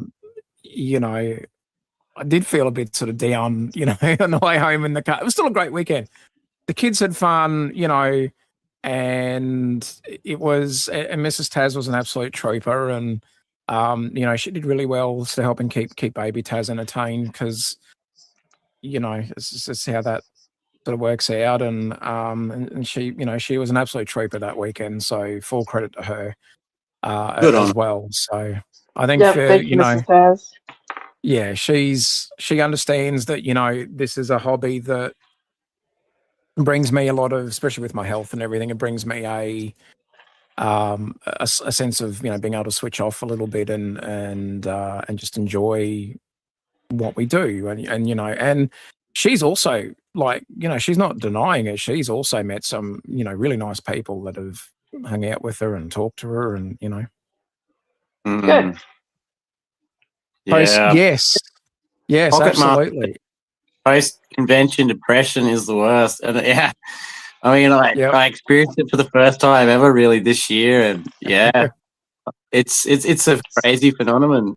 I mean, I get the same vibe when I go out to like a 3 or 4 day music festival too, you make your friends, you catch up with the old friends, you both experience great entertainment, and then it all comes to a wind down at the end, especially when you're camping. When you're camping in a festival environment, it's like you have couples invite you around for camping dinner and stuff like that. It's just amazing. And it's, I guess, similarly to conventions as well, because a lot of people are traveling to conventions, so we go out to dinner. You go out to dinner with your friends like that. I like having the for Brick Built, they call it like the AFOL night, and it's just like the Saturday night where they do open it up to the public. So, but it's at a cost. But members are free. Exhibitors get the chance to go for free. And again, another really nice social event, which you sort of don't want it to end. When it does, it's like, I could have hung out here for a few more hours. This would have been great, And then the Sunday morning, it's sort of I start to get. It's funny. Like we'll get to the Sunday afternoon, and the one thing I do like about Brick Build is it is evolving. So. They did have another event on Saturday evening, like earlier in the evening, where people could go to the Lego store, and the Lego store, like the big one in Pitt Street Mall. Oh yeah. And they would, you would have some sort of, let's just say, guest only opportunities to get some sets or parts, or they might, there are incentives, or they would do exhibitor pricing. Or guest invite pricing for some sets, so they would take a little bit off. So there is a benefit. Okay. There is a benefit there. I didn't Small. go. Okay. I was more because at the time money was like we were okay, but I didn't want to push it, and I knew I had some things coming up, so I had to sort of stop myself, because I know if I'd have went, I'd have spent reasonable amount of money, and then I would have had to upset Mrs. Taz, and I don't want that. So I just went, all right, I'll go to the other thing, because I didn't have to pay for that event. Okay. No worries. Catch you, Royal. Catch you, Brandy. Great to have you guys on the chat. Good to see you. Always great to see you. Thank you for stopping by. Enjoy Bricks. Have a safe trip back tomorrow. Yeah, that too. Or Monday, and, whenever you go. Sorry. I hope you flood your socials with pictures and photos for us to live by. Send me stuff. Yeah, it'd be good to see. Hit me up. Yeah. You have my number. But yeah, the social side of it, I really took that on board more this year than I did the previous year. And, you know, they did such a great job of just making everybody welcome, like, you know, and it's not, you know, even my first time as an exhibitor, they were just, yeah. Yeah. You know, they were sort of part of the family, and it was such a positive weekend. There was no bullshit at all, and it was great. You know, everyone was there for a good time, and you know, getting just to hang out with some people. I know for the Canberra show, I don't know if you see him around in the chats a bit. Bloke called Aussie Adam Bricks. He used to live in Melbourne. He's now in South Australia, but he's planning on going to Canberra this year, and it'll be the first time we've met in person, and we've hung out and been mates. Oh geez, probably shy of around COVID times. So, you know, or thereabouts. So pushing 6 years now. So it'd be great to catch up with him, and yeah, it's I'm really looking forward to it. And for me, it's definitely more. I think I've purposefully made it a bit more about the social aspect as well. Another I like that print. I've got that print somewhere as well. I like it though. Great, isn't it? It's so good. It is. Yeah. Oh, I wanted that print. I thought I spied it in there, and then it disappeared immediately. But yeah, no, I'm really impressed with it. Mm. I like it. Okay, I'll buy one. I'll give you one if you want, mate. No. Nothing is free. There are some actually pretty nice prints in here, though. I must admit. Oh yeah, good. Yeah, I got one on ice for you, mate. Don't you worry. I'll send you a care package at some point soon. I got some of these bin chicken. I really, really want to get some more of these drop bear nights. I missed out on the first wave. I don't have any yet. If you see those, I want one of those.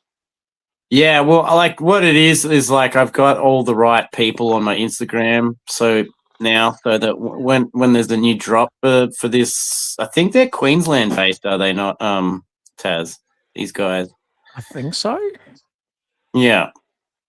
Yeah, I think they. They actually have their own minifigure club in Australia too. So shout out! I didn't know that. Okay. Shout out to TMC Dina and TMC Heather. They've got the minifigure club in America, and they do a great job. It's so impressive what they do and what they put out a month. But yeah, they the people who are related to like the drop bear nights and the bin chicken nights also do like a 35 Australian dollars get 5 figures monthly drop with different themes. So I'm thinking about checking that out for like a year and seeing what that's like. Because I mean, technically, I could like join the minifigure club in America and just. I mean, Smokey. I'm sure you've mentioned it before. If I wanted to do something like that, we could just, collect it for a year and then just do one shipment out or something like that, and I'd pay for that. Yeah, so. For sure. But now there's one in Australia, so I might even check that out. At this stage, Liam's just got to start being a bit more budget conscious about Lego consumption at this point. Me Lord too. knows Black Friday's coming up and there's some good deals. So wait, what'd you say there? I was just saying, like, I've got to be good and not spend much money on Lego, and I know Black Friday's coming up and it's going to be very tempting. When is Black Friday for you guys? Now I'm curious. Well, it's technically 24 hours before your Black Friday is, I guess. What? Well, we're talking about Black Friday sales, right? Yeah, like what date is your Black Friday? That's what I'm asking. It's the same date as yours. It's just we get it 24 hours earlier. But Black Friday seems to go for a week before Black Friday even starts anyway nowadays, True, right? true, Yeah. true. Yeah, I Yeah, I'll thought yours charge was it. Yeah, different. mate. My bad. Yeah. No. It's all the same. It's like it's the end of November, right? 28th, Yeah, 29th, 25th. Yeah. What I'm really hoping for is I'm hoping that they have decent sales on like um, Chopper and Yeah. what's the other one? K2SO. Oh, yeah. I highly recommend both of those. I haven't built them yet, but I've got them on ice. Nice. I have to get the BB-8. I want to get the BB-8 one, and I'm still I'm gonna tossing get up the old between one. whether to get the Wicket, the Ewok one. There's so many other things I'd rather get instead of that right now. I'd rather get Gizmo from Gremlins. I want to get that. I think Wicked is retiring this year. It's the only thing I'm gonna suggest. Yeah. I think Gizmo is gonna be around a bit, and but I mean, Wicked's not. I think Wicket looks like a solid 7 out of 10 set. Like I wouldn't be too upset if I missed out on it too much. I mean, if you have the others, you're gonna feel that bubble in the end. Yeah. But we'll see. Go ahead. No, there's always something to spend money on Lego, isn't there? Oh, Yep. easy. I also got a few city sets that I wouldn't mind getting. To be fair, I might have to wait till Black Friday, but I'm liking the construction stuff at the moment, so that's my sort of thing. So, had they not been just going hand over fist with just nailing the Lego City construction at the moment, my God. Yeah, I like the steam train, but I'm more of a, even in real life for trains, I'm more of a diesel fan. I do like the locomotive they did for the police train heist set. I like the locomotive.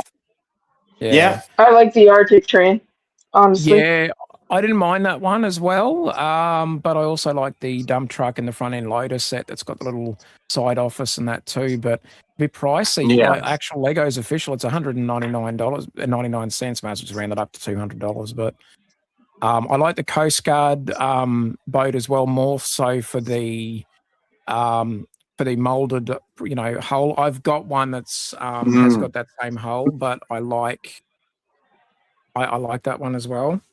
So yeah, I gotta say those rescue city sets are great. Oh yeah, for sure. And so I'm liking them at the moment. I do have the classic beach streetcar set. I like that one. But and literally that is just the city one. But I do like the lava little roller coaster set from City. Oh yeah, I don't mind that one either. So that's like a green track for that. It's like almost a homage to the power miners sort of rig back in the day, right? Oh, definitely. So I mean, look, I've listed just shy of 6, 7 maybe sets there already. So it's easy to spend money on Lego at the moment. But I just have to discipline myself and wait a bit more. I mean, I've got enough sets in my backlog that I haven't even looked at yet. Like, I know they're there, but and I'm probably I've got probably another 1 or 2 lug bulk orders that I would want to save some money for, because I know for parts for what I want to do that I've got some. I made use of a lug bulk order a little earlier this year, and it was just a wait time, just waiting for the bloody parts. I was getting anxious, but we got there in the end. Ultra. Yeah, it's good to see Ultra, bloody legend. Also Pockets, man. He's in the same boat, trying to spend minimally on Lego. Pockets Master yeah. does some really interesting mocks. He does a lot of medieval-based mocks. I was that's awesome. Really glad to get to meet him and spend some time with him. Brickworld Chicago. I sort of hanging out with him like nearly a week before this whole thing started, and he's just an absolutely lovely human being, to be honest with you. Sounds like G from G from Lego Masters Australia Season 1. He loves his medieval stuff as well. He's been doing some really good stuff on his Instagram. I've been seeing that lately. I'm just like, dude, that stuff's cool. He's got a really good eye for that stuff. He loves his medieval. And really nice guy. I got to interview him a couple of times, and he was at last year's Brick Built, and we had a really good conversation because it'd been a while since we'd caught up. And I still would see stuff on Instagram and make a comment or two and things like that. And sometimes I'd put something up on mine and he'd like it or whatever, or make a quick comment. And we finally actually got to catch up again in person, which was really cool. And he's such a nice guy. He loved the little. I made a crane, just like a like they call like a travel lift. You see them around harbours when they're lifting out boats to put them into like dry dock for, or to put them up on the hard stand, as they call it, to work on them. I made a travel lift crane, and it's basically just a gantry crane but with one crossbeam, because obviously it's trying to lift a sailboat out might be a bit problematic. And he really liked it. He was commenting on it quite a bit, and like to see, like I've seen some of the stuff he's done, it's like to the level of detail. And to see him comment on my thing, and like he said, mate, he said, you did a really good job on that. And I'm like, oh, thank you. Like for me, that actually was like, I sort of look up to him with some of his more sort of detailed stuff. So for the fact and he wasn't just being nice in passing, it was genuinely, he just said, that friggin' yellow crane of yours. He said, I've seen that a few times. He said, I like that. I'm like, dude, thank you so much, man. I appreciate that, And it did mean a lot to me, like, just on a personal level, going, because again, it's not just because he's been on the show. I've seen some of his detailed work, and I'm just like, dude, that's cool. And you just see his way of thinking, and I'm like, there's some stuff that he's doing. I can't do it. Like I couldn't if I sat down and really tried. I'd still fail. You know what I mean? So to me, when he made that comment, I'm just like, okay, I appreciate that. Absolutely, mate. Yeah, for sure. But yeah, he loves his medieval stuff as well. So yeah, there's a few set like. Oh, sorry, you go, man.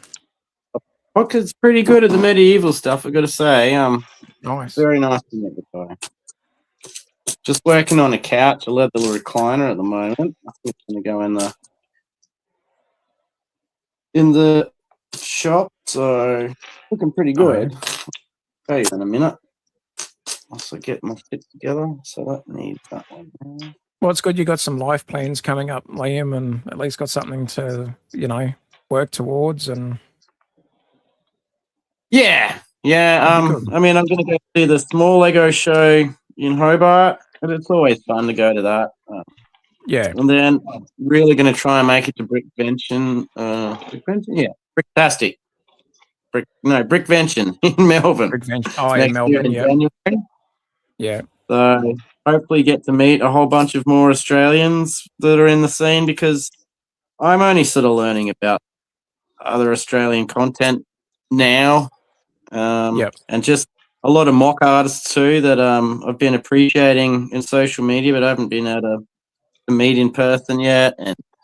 And people like yourself that have just got shows that I just don't know about, so. Yeah, it's like I mean I've been really slack as far as Lego content on even on my Instagram and that, because I've moved, and the last stuff that I was doing mock wise was for the show back in June, end of May, last weekend of May. But straight after that, we were basically getting ready into packing mode, and there was no point in me starting any new projects because I'd be barely able to build them, and then I'd be getting packed up, or I'd have to dismantle half of it to fit it in, or like you can only do so many. Like Mrs. Taz was very lenient with me. There's only so many trips I can do with, you know, holding bits of land at a time. So some stuff did have to get partly broken down a bit, and that sucks. But yeah, okay. there's no choice. You know, when you have to do it, you have to do it. There's no, you know. Well, that's and it's not like everything just fits back down into a simple box, you know. But I found Ziploc bags to be my friend on stuff that I could fit in them, that I didn't have to totally break apart, or you know, the big larger boy buildings. Yeah. But moving the modulars, I actually, to be fair, I pulled the police station modular out, and I've got it behind me. That's not on camera at the moment. I just zoomed the camera right out, but I thought it'd be in a bad shape. It wasn't. I only had to fix like one little section at the front on the second level, and that was done. I was like, oh, cool. So it moved surprisingly well, because I wasn't the best at packing that one. I figured, oh, that's going to come back and bite me in the ass. It'll come back in pieces. No, it was one bit at the front, and I'm just like, oh, one of the window sections did pop out, and I'm like, put it back in, put the thing back. It was done. Not even, you know, barely 5 minutes. So that was good. Oh, that's great, man. Like, it's one of the things about traveling with Lego too, right? Is like, oh yeah. Everyone's got their techniques how to keep it, you know, good, but it also just a few moments, and then it's all shit. Well, for the 2025 show, I learnt from my mistakes. Right. Because in 2025, I took the motorized lighthouse set because I had it out the front near my marina maintenance facility that I'd made. And let's just say that set didn't travel well at all. I ended up spending over an hour mostly rebuilding it. And I thought, okay, well, when I do want to do another lighthouse, but I'm not going to build it the same way that the motorized lighthouse set is. And I love that set. I love it. I ended up buying two. I got one at normal price, and then there was a damaged box from an independent seller. Yeah. And even if I qualified for free shipping, it was still cheaper for me to buy it at the time than it would have been from getting it from Lego. So I think he took like $60 or something off the price, and off its, you know, whatever he had it set for. He's regretting that, I guarantee you. Sorry? He's regretting that, I guarantee it. Oh yeah. But I wasn't. I'm just like, hey. Oh no, you're winning, obviously. I'm just saying, that's like, a win. The guy. That's a win in my books. Congrats. So I got it. Yeah. So I got a second one, and the idea for the second one was to use it to make my own version of it, of the actual set, but just to make it my way. So now I've got to actually stick to my word on that and actually try to do it, because for the idea for what I want to take to Brick Built next year, if I don't, so unless I can totally change what I want to do, I'm sort of flip-flopping between. Another idea is like doing a basic, like a train set. But build in terrain, build like little small buildings. No, not even a yard, right? But just like a loop. But like have a loop going like around just a standard table, but have like a little station. Think of it like almost like a little British town, almost. You know, that sort of style of architecture. These little builds and a little street. And I sort of thought of doing that, and I looked at that and I went, yeah, that would be probably easier to transport, and there'd be stuff like that. I could do that, but I don't have enough, because I'm a bit particular on it. I don't have enough to do, like, you know, using the tiles to create the what we call them in Australia, Liam, the sleepers. They call them ties or railway ties in the US, but we call them Oh, sleepers. and they call them sleepers? We mainly call them sleepers. I know even like sort of back in earlier times they were called sleepers here, but in the US I've heard the same thing but referred to as ties. They call them railway ties. Yeah. Didn't know that. I mean, an exact same thing. Yeah, they. So I would want to do it either using the black tile. So you need a whole bunch of probably near early in the thousands mark there, or well past 500 of them. Of the little 1x1 black tile, then you need the 1x4s, and then on the other side you need the 1x1s again. Like that's a big tile order. Like that's you're dropping money for basically, almost in the early thousands for the same parts. So I thought of that because I thought I could just use the normal Lego track or whatever and just not worry about it. But I know myself, I would want to go that step further. So I flipped and flopped on that idea for a bit, and then I thought of the other idea of maybe setting up like a small little island, but trying to max out my levels of going more detail. So I don't know. I've got enough water tiles. Not that it's going to be a massive water tiling project, but I've got plenty to do that. I've got some lerps and burps thanks to a lug bulk order, so that's all right. I've sort of got that sorted out. Some what? Lerps. They're lerps and burps. So your large, ugly rock pieces and your big, ugly rock pieces, as they are called. I tell no lie. That is what they are called. Yeah, okay. I'm if you wish. Lerps and burps. I actually don't mind one of those. Put in the right way. There you go.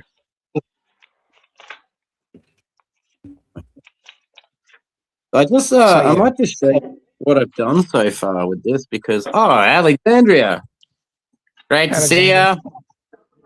Always good to see Alexandria. I'm just gonna show you what I've done so far. So I'll just do that. I think I can make myself bigger one more time. Right? No, that's it. Okay. Yeah. So. Oh, maybe that's meant to be the other way. But yeah, so far this is the front facade. You see some of the dyeing in there. I've got another one of those sets. They are brilliant. I got this wicked noodle sign here, which is amazing. It's got a yes. And the noodles just sit loosely inside it. Oop, there goes one. Yeah, the noodles just sit loosely inside, and then it sort of opens up, and you've got the little kitchenette down the bottom here, and then you've got a table and stuff with newspaper and a nice door, and then inside this side you've got upstairs you've got like a nice couch and a transistor radio and some pot plant stuff going on. Full like noodle shop downstairs with all the sauces. It's really fun. And then just the recap on the bike that we made. It's really cool. Ice cream one too. A little build, yeah. That's a great set overall.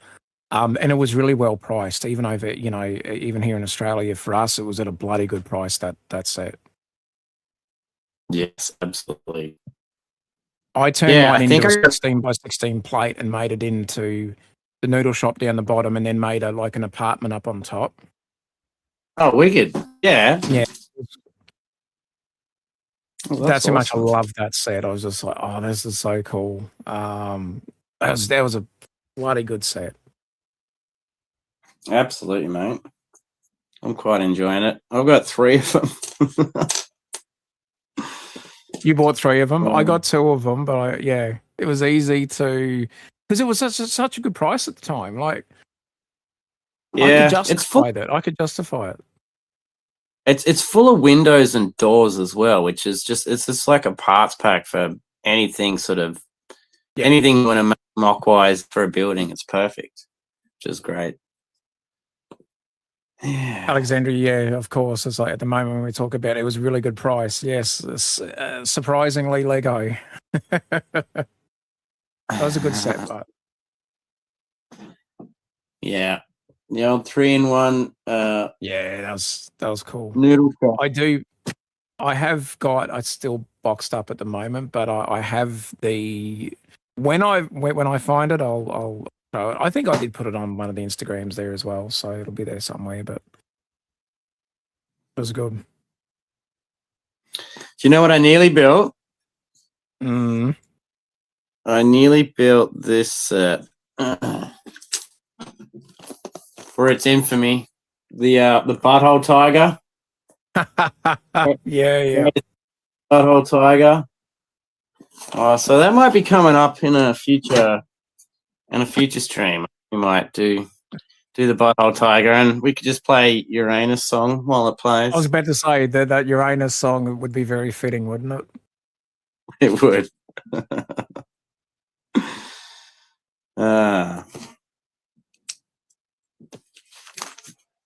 Alrighty. Yeah, like you're getting 1, 4, 5, 6. You're getting seven windows and 2 doors, and in this, just great for mocking and stuff. Yeah. Oh, I'll just get myself off the big screen here.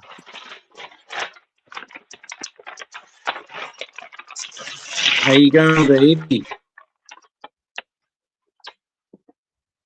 Currently headless, but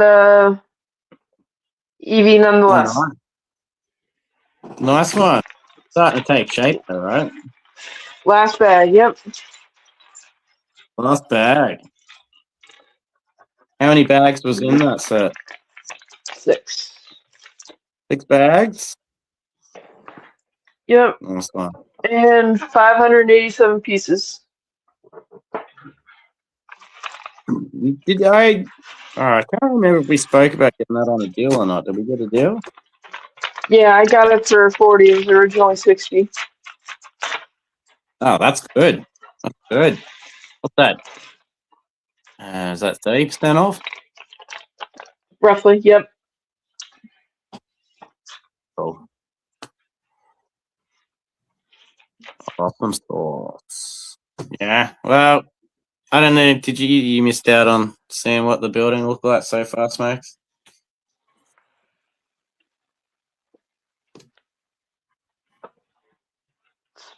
Just headless. Mostly built, just headless at the moment. Oh yeah. Did you see where I was at? Yep, I saw. Yep. You saw? Looks good. Doesn't look pretty good, yeah. I'm excited for you. Thanks, mate. I'm upset that I'm a bit upset that we couldn't build what we wanted because you didn't have the instructions for it. You definitely got to find that Batman instruction somewhere, right?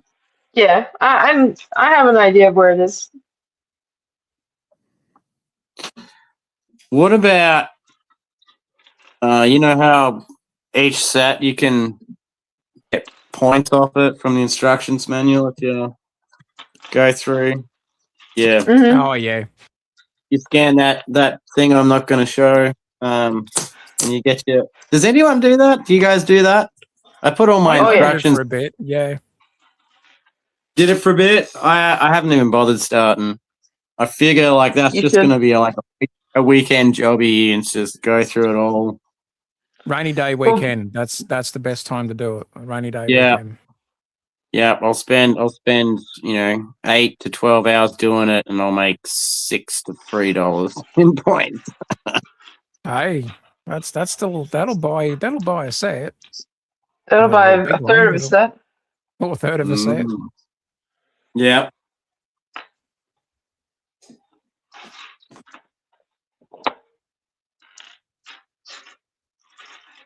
The last set I bought was the Lego City yellow backhoe loader. So I got that set because it's got a Thunderbolt in there. So that always, makes me happy. So I'll have to get to building it. But there was someone else made an alternative. I remember screenshotting it. It was on Instagram because it looked really good, but it was it wasn't like a It wasn't like a Bobcat or anything like that, but it was a different sort of style of loader, and just bloody hell, it looked good. It was really good. Yeah. So I was like, I'm glad. I'll build the set as it is, and I might even then attempt to, make the other sort of loader. And I thought, this looks bloody fantastic. Geez, they did a good job. Hell yeah. I think that, yeah, like I said, the construction stuff Lego's been doing, it's been amazing lately. And for City, it is so highly detailed, but the sets are large, even for City scale. Like, they are massive. Yeah, right. Good bang for buck with your money there. Yeah. Well, I mean, it's non-IP. Of course, it's good bang for your buck. And even then, I wouldn't say they're the cheapest sets either, though. But they do go on discount. No. The one that, but they regularly go on discount too. Yeah. Yeah, but I think they came out at some of those construction sets came out at $60 US, which is like 100 Australian. Sure. For that other City one I was talking about, the one that I do want to get, where did I see? It's up the top here because I had the website open before. It's priced at $199.99. So for us, $200. That's the dump truck and front end loader, and it's got the little blue side office and that. Yeah, great set, but there's $200. It's like, ouch. Right.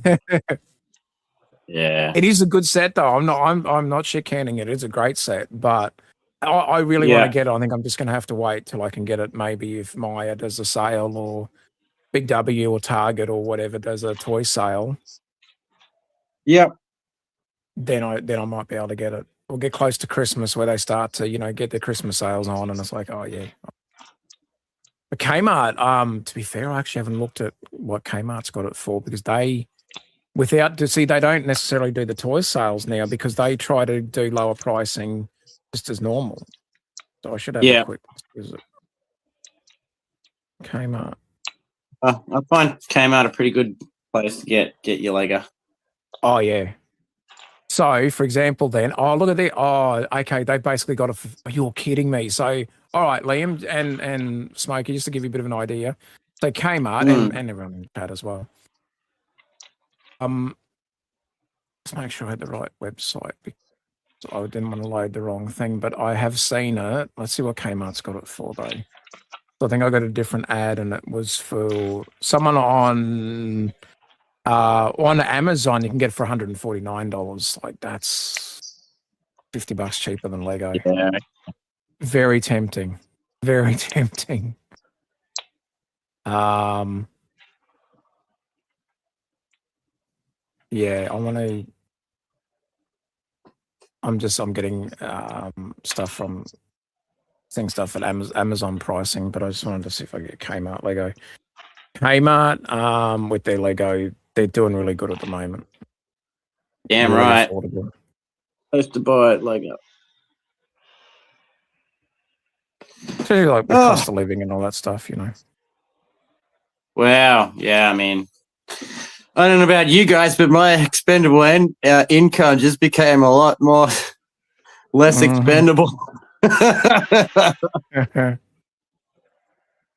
it's not great at the moment. I'll tell you that much. I agree.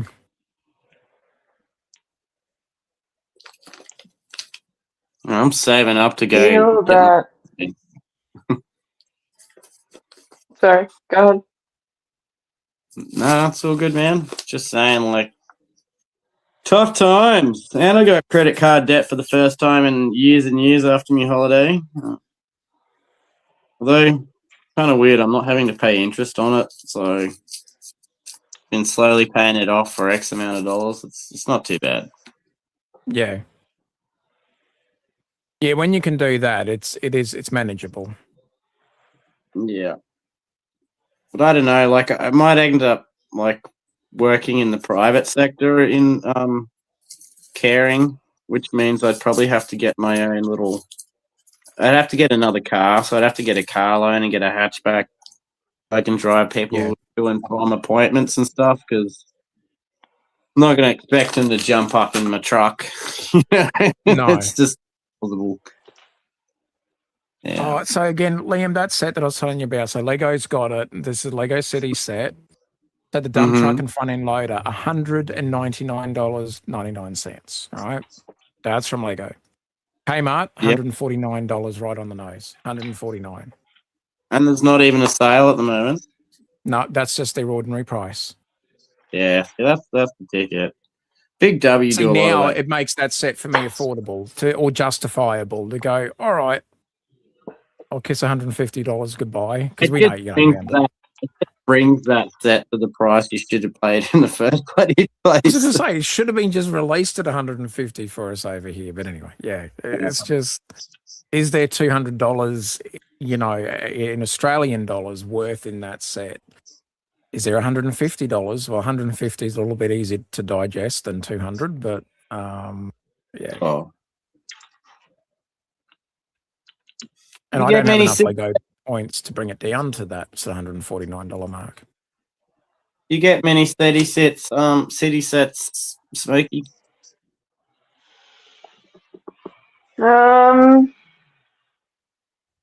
Probably not enough,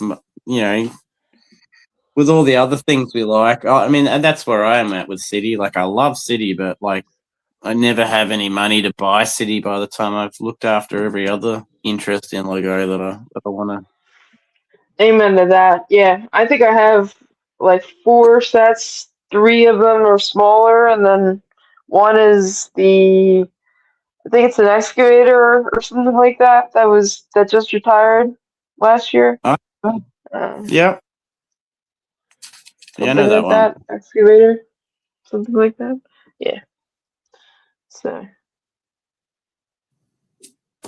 Yeah, I mean, and I put Friends in the same category. Like, there's some really thick Friends that's going out there with great parts and all that kind of stuff. But, like, by the time I pick up some icons, some ideas, I buy the modular, I get some Star Wars stuff, and then I, maybe splurge out on like another large set or two. Like, that's me done for the year. There's no room for Friends. There's no room for City. Although there's a few things in City, like that latest space line that came out. I bought so much of that. I got scores of boxes unopened for that. Nice.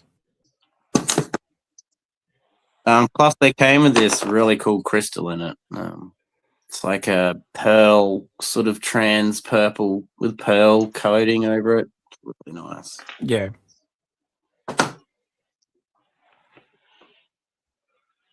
Which reminds me, I got to get that Ideas mineral set. Really need to get that. And that mushroom set. I was actually about to ask you earlier about that. The rock set. I was wondering if you were gonna get that. Oh, I'm gonna get it. Yeah, that's just like it's sort of. I kind of forgotten about it, and I haven't seen it advertised much lately either. I don't think it was the success that Lego thought it could be. A lot of trans pieces. It was like pretty interesting. Yeah.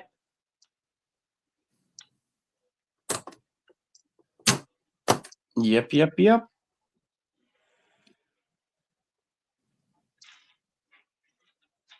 Because I'll tell you what, the entertainment industry's taken a bit of a hit this week or in the last week and a bit, hasn't it? God, between Tim and Dolly. Jesus, I know. Is there anyone else? It's anyone else? Yeah, the voice. What was his name? The voice of Sorry. No, the what was the? Oh, he was he Optimus Prime? Was it? Yeah. Mm-hmm. Sorry, that was one. Sorry, you might be right. Sorry, mate. Yeah. Which Optimus? From the live action. Mm. Oh, hey, gang. And he was the voice of Eeyore as well. Movies. He was the voice of Eeyore. Really? Yeah. Not that it matters anyway. Love you. Oh, that's really sad. Yeah, look, Dolly, I mean, what a contributor to society and music. Big time. Great music. Tim Curry played the villain so freaking well in some of my favorite movies. Yes. He played the Ooze in Fern Tree Gully. He was in a Titanic movie before the big Titanic movie came out. He played the villain in that. It was great. He was also in Rocky Horror Picture Show. Who could forget Rocky? Who could forget Rocky? And also, was the concierge in Home Alone 2. He was. Mm-hmm. And Peter Cullen, like to lose him as well. It's like shit. It's like how many more are gonna, we've already had the one with Hayden Panettiere, so she was, Heroes, and I remember her in Remember the Titans because that was one of my favorite Denzel movies. Was Remember the Titans, and she was young in that movie, and then she went on to Heroes and so many other things that she'd done, and then she was only 36 or something when I'm like, oh my god. Are you talking about that younger woman that passed away in the last week or so as well? Yeah, and then Dolly. Yeah, that's the one. And then Dolly, and then Tim Curry, and now Peter Cullen. I'm like, come on, jeez. Yeah, dude. But do you know Dolly wrote over 3,000 songs? Not 300, 3,000. Wow. Yeah, I knew it was a large amount. Yeah. So my daughter used to enjoy watching the Hannah Montana show. The Hannah Montana show. My sister did too. And Miley Cyrus is the goddaughter. So Dolly Parton was the godmother for Miley Cyrus and that. So, the Cyruses and Dolly knew each other long before the TV show and all that sort of stuff. Yeah. But Dolly made a cameo, but she was just Aunt Dolly because that's what they apparently sort of call her in real life, So she went onto the show, and you know how a lot of the TV shows that are finished up now, they have podcasts. You go back, like Scrubs has got a podcast with fake doctors and real friends. There was one for the West Wing. It was called the West Wing Weekly. I know that Suits has a podcast. Boy Meets World has got one. It's called Boy Meets Pod. And I was just doing a bit of a podcast search on Spotify.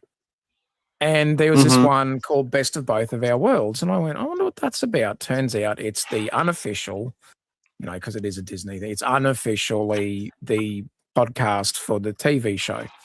And one of the hosts is Jason Earls, who was, what was his, Jackson Rod Stewart in the show.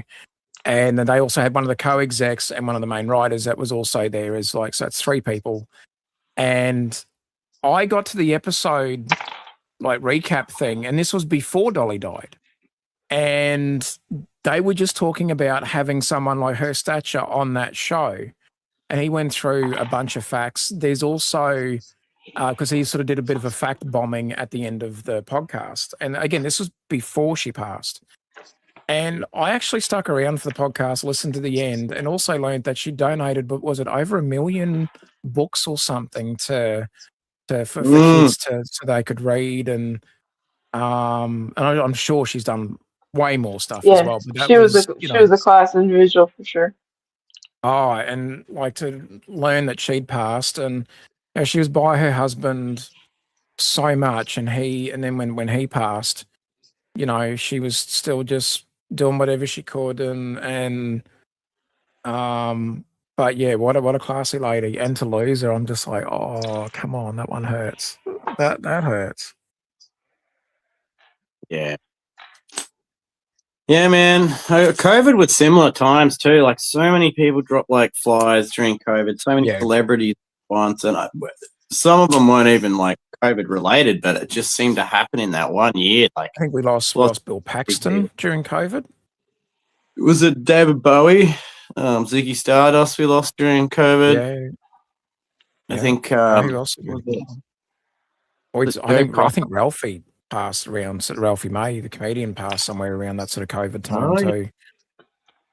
But there was a few more as well that I actually lost. I lost a family member from COVID as well. Oof. Just shitty time back then, I mean, where I got to spend, I suppose, most of the isolation, I was living in a fishing village at the time. And so that wasn't as bad because I could, because we could go outside, we just had the social distance and all that stuff. Yeah. But because it was a little fishing village, we still had like a little supermarket and a service station. But because we were by the water, I used to because my lunch breaks, they aren't now, but they used to be. I could get like a 40-minute lunch break. I'd go for a walk.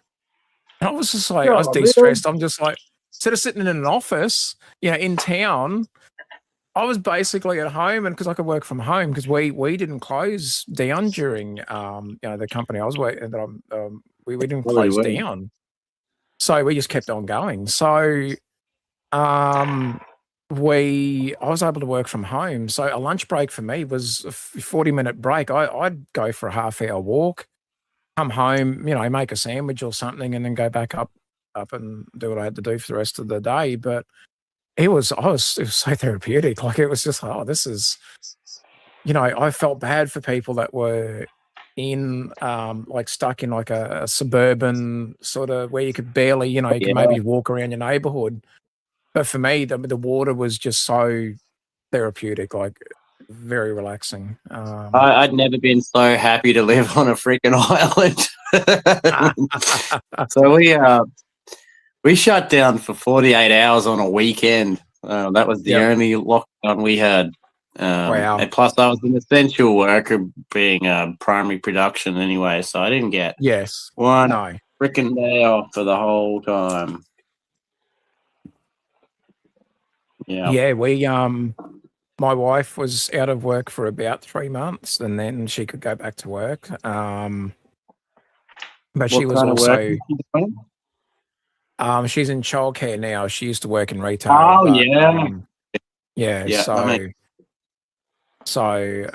but yeah, back then, it was, but she was also, because I was still working, because mine didn't shut down at all. She was helping homeschool the kids. And now the first time around when the homeschooling came out, the schools, I'm sure they thought they were doing their best, but we weren't given the solutions to so they would have given workbooks that they'd have to do. Yeah. And I don't know, maybe they thought at the time that if they gave the parents the solutions, the kids would just do it themselves and just have the answers, and they'd be sitting there not actually learning anything. But I don't think they realized a little part of the fact that most of the parents probably would have been out of school for, say, more than 20 years. And the way that they teach 1 + 1 is not exactly how they used to do it even back in my day. This was is so different. But when they did it again, so there was like a second sort of lockdown and homeschooling, they got it right. Like, it was much easier to manage. Okay. So okay. Anyway, What about you, Smokey? Did you what was your Rona experience like? Were you out of work? Did you have to be forced to stay in your apartment and stuff, or what was the going? Ironically, I was a caregiver up until that point. Oh, damn! So okay. you're essential worker. How do I say this? They actually let most of us go, because part of the problem was that, I was an at-home caregiver, so I was working in somebody's home. Right. And, they didn't want me or anybody in their home, regardless of situation. Because they didn't want to be held responsible for anything. Right. To cover their own asses then. Yeah. So you lost Was it a temporary loss of work, or they said too bad, so sad, we can't afford you? Yeah, they said too bad, so sad. Have a nice life, which is fine. They didn't care about the caregivers. Is that what you're saying? Correct. They did not care about the home caregivers. Yes. Yeah. I could have gone back to a facility. I did not want to go back to a facility. That's like on the larger scale of craziness, right? Like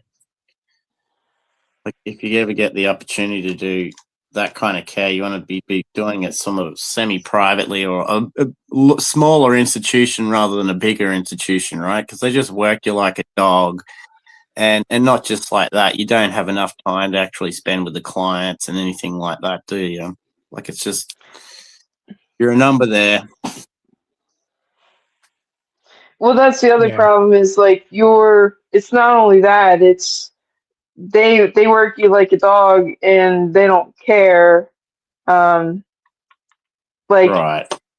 I worked there for 3 years and I had a week of vacation and no sick time. Damn. Which was insane. Yeah. Like Yeah. they did not want to be held responsible for they had things they needed to fill, jobs they needed to, um, promise and guarantee. So giving somebody, mandated time away is difficult to, reschedule and replace people that are kind of vital to someone's mental acuity at that age. So did you have to go out? Did you have to go out and look for work during the lockdown period, or? I had to apply. Like that's the other thing is like whenever you're on unemployment, either federal or state, Yeah. you have to like consistently prove that you're looking. So it was like I think it was like 4 applications a week, Right. and more than 25 a month, I believe somehow was their math or requirement, which made no fucking sense. So yeah, you have to the the reimbursement was good at the time because it was involuntary, and like Yeah. it was a what do you call it, it was an emergency, so people were letting people go and Yeah. saying have a nice life. It was nothing they could really do or control. So did you have times where you were locked in your apartment and just couldn't get out? And Yeah. The only time I went out during the week was for my parents to go get food. Um, right. and I was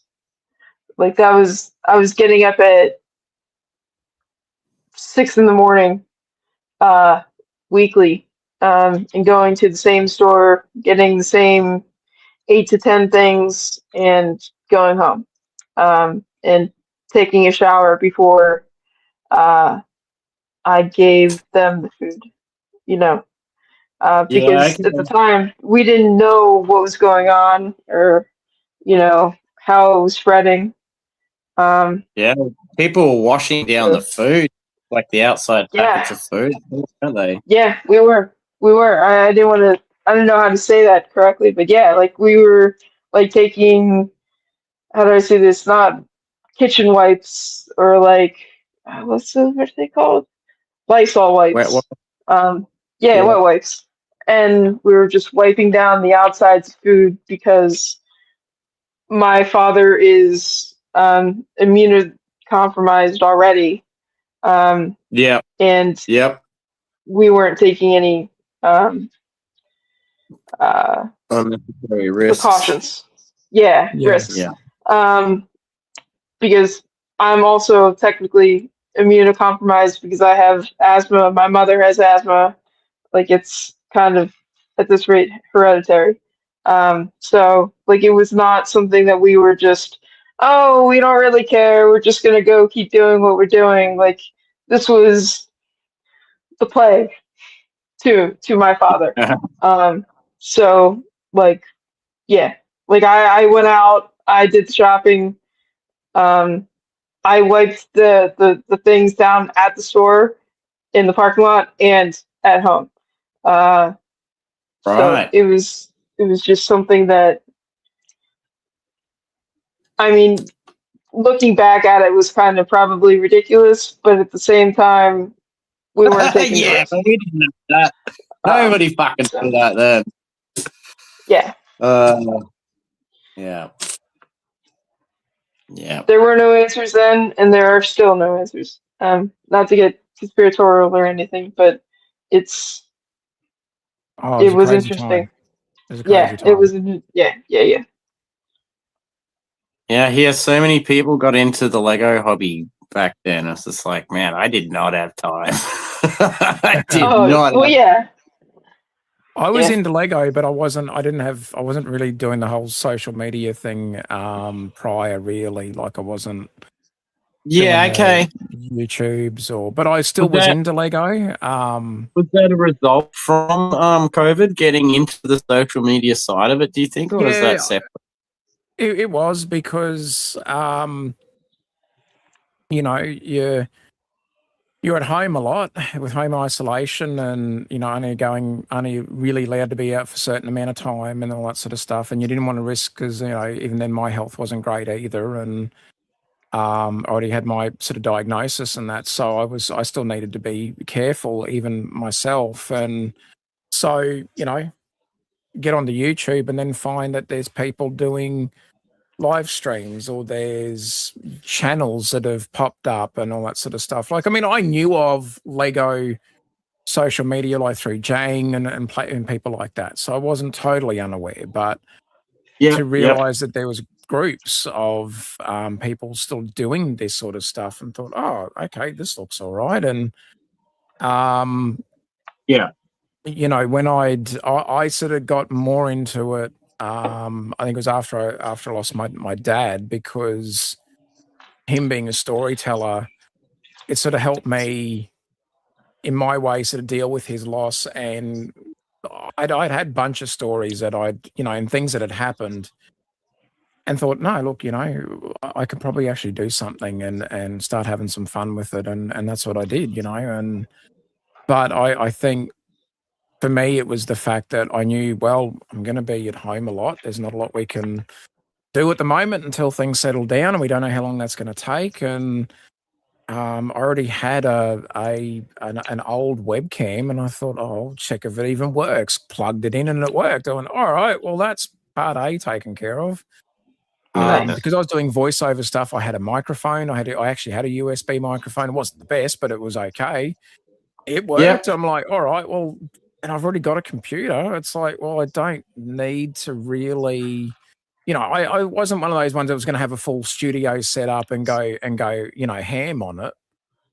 But what I had was enough to get me going, and that's all I was sort of worried about back then. Is just I had enough to start, and yeah, it was great from that aspect of being able to start up, not from the why we were in that situation. Of course, no, the pandemic was rough, and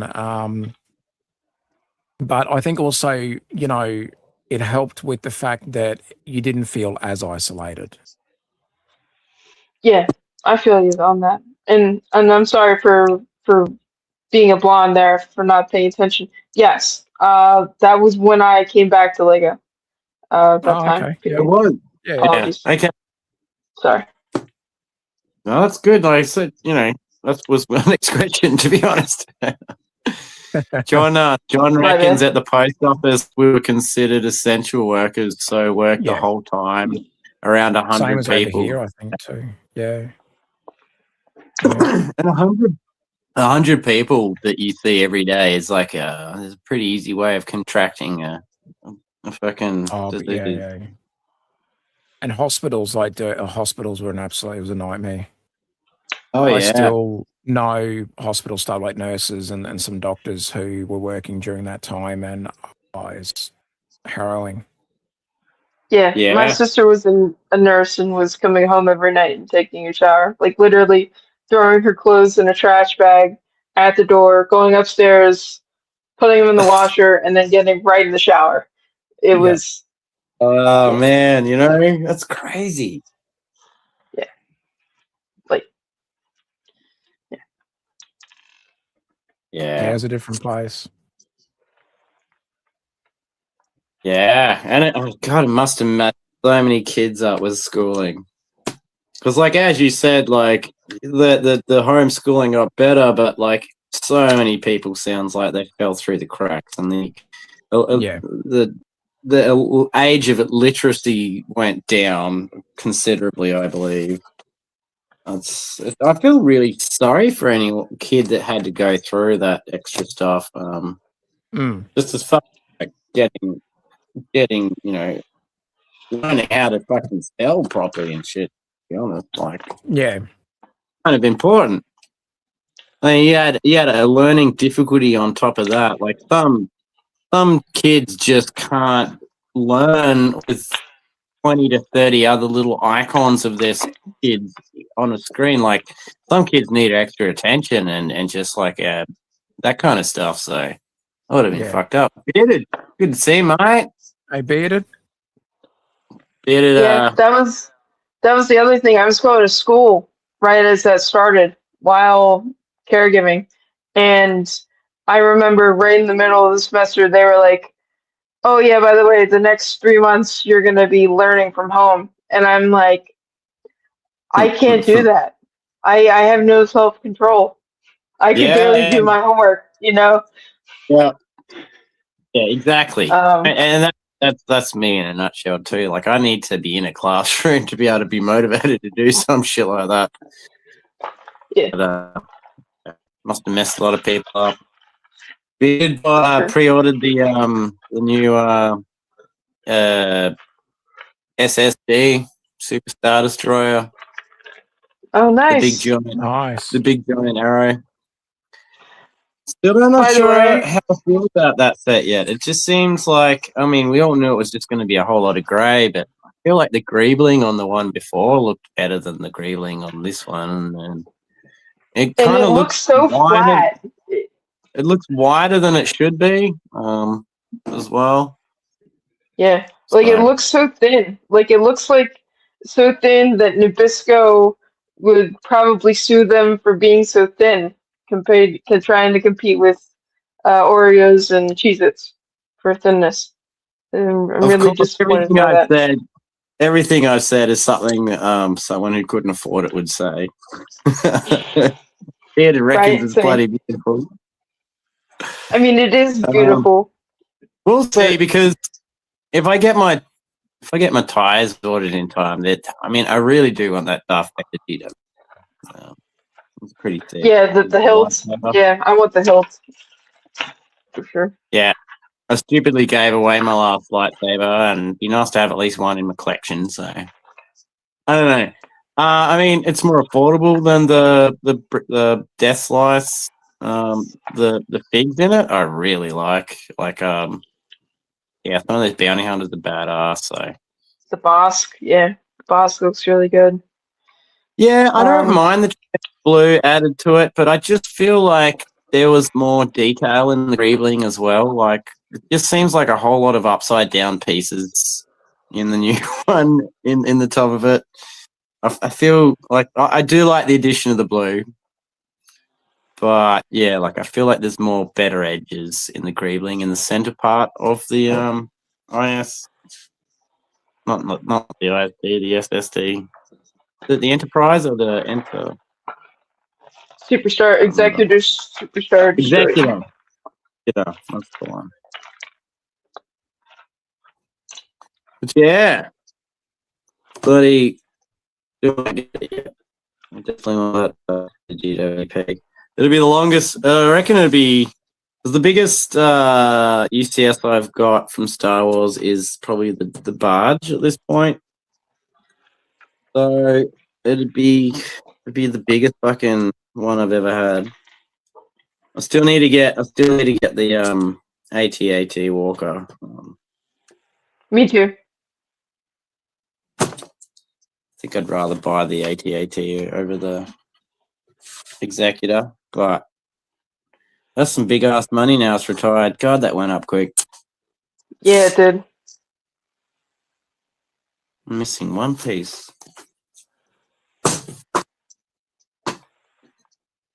Piece.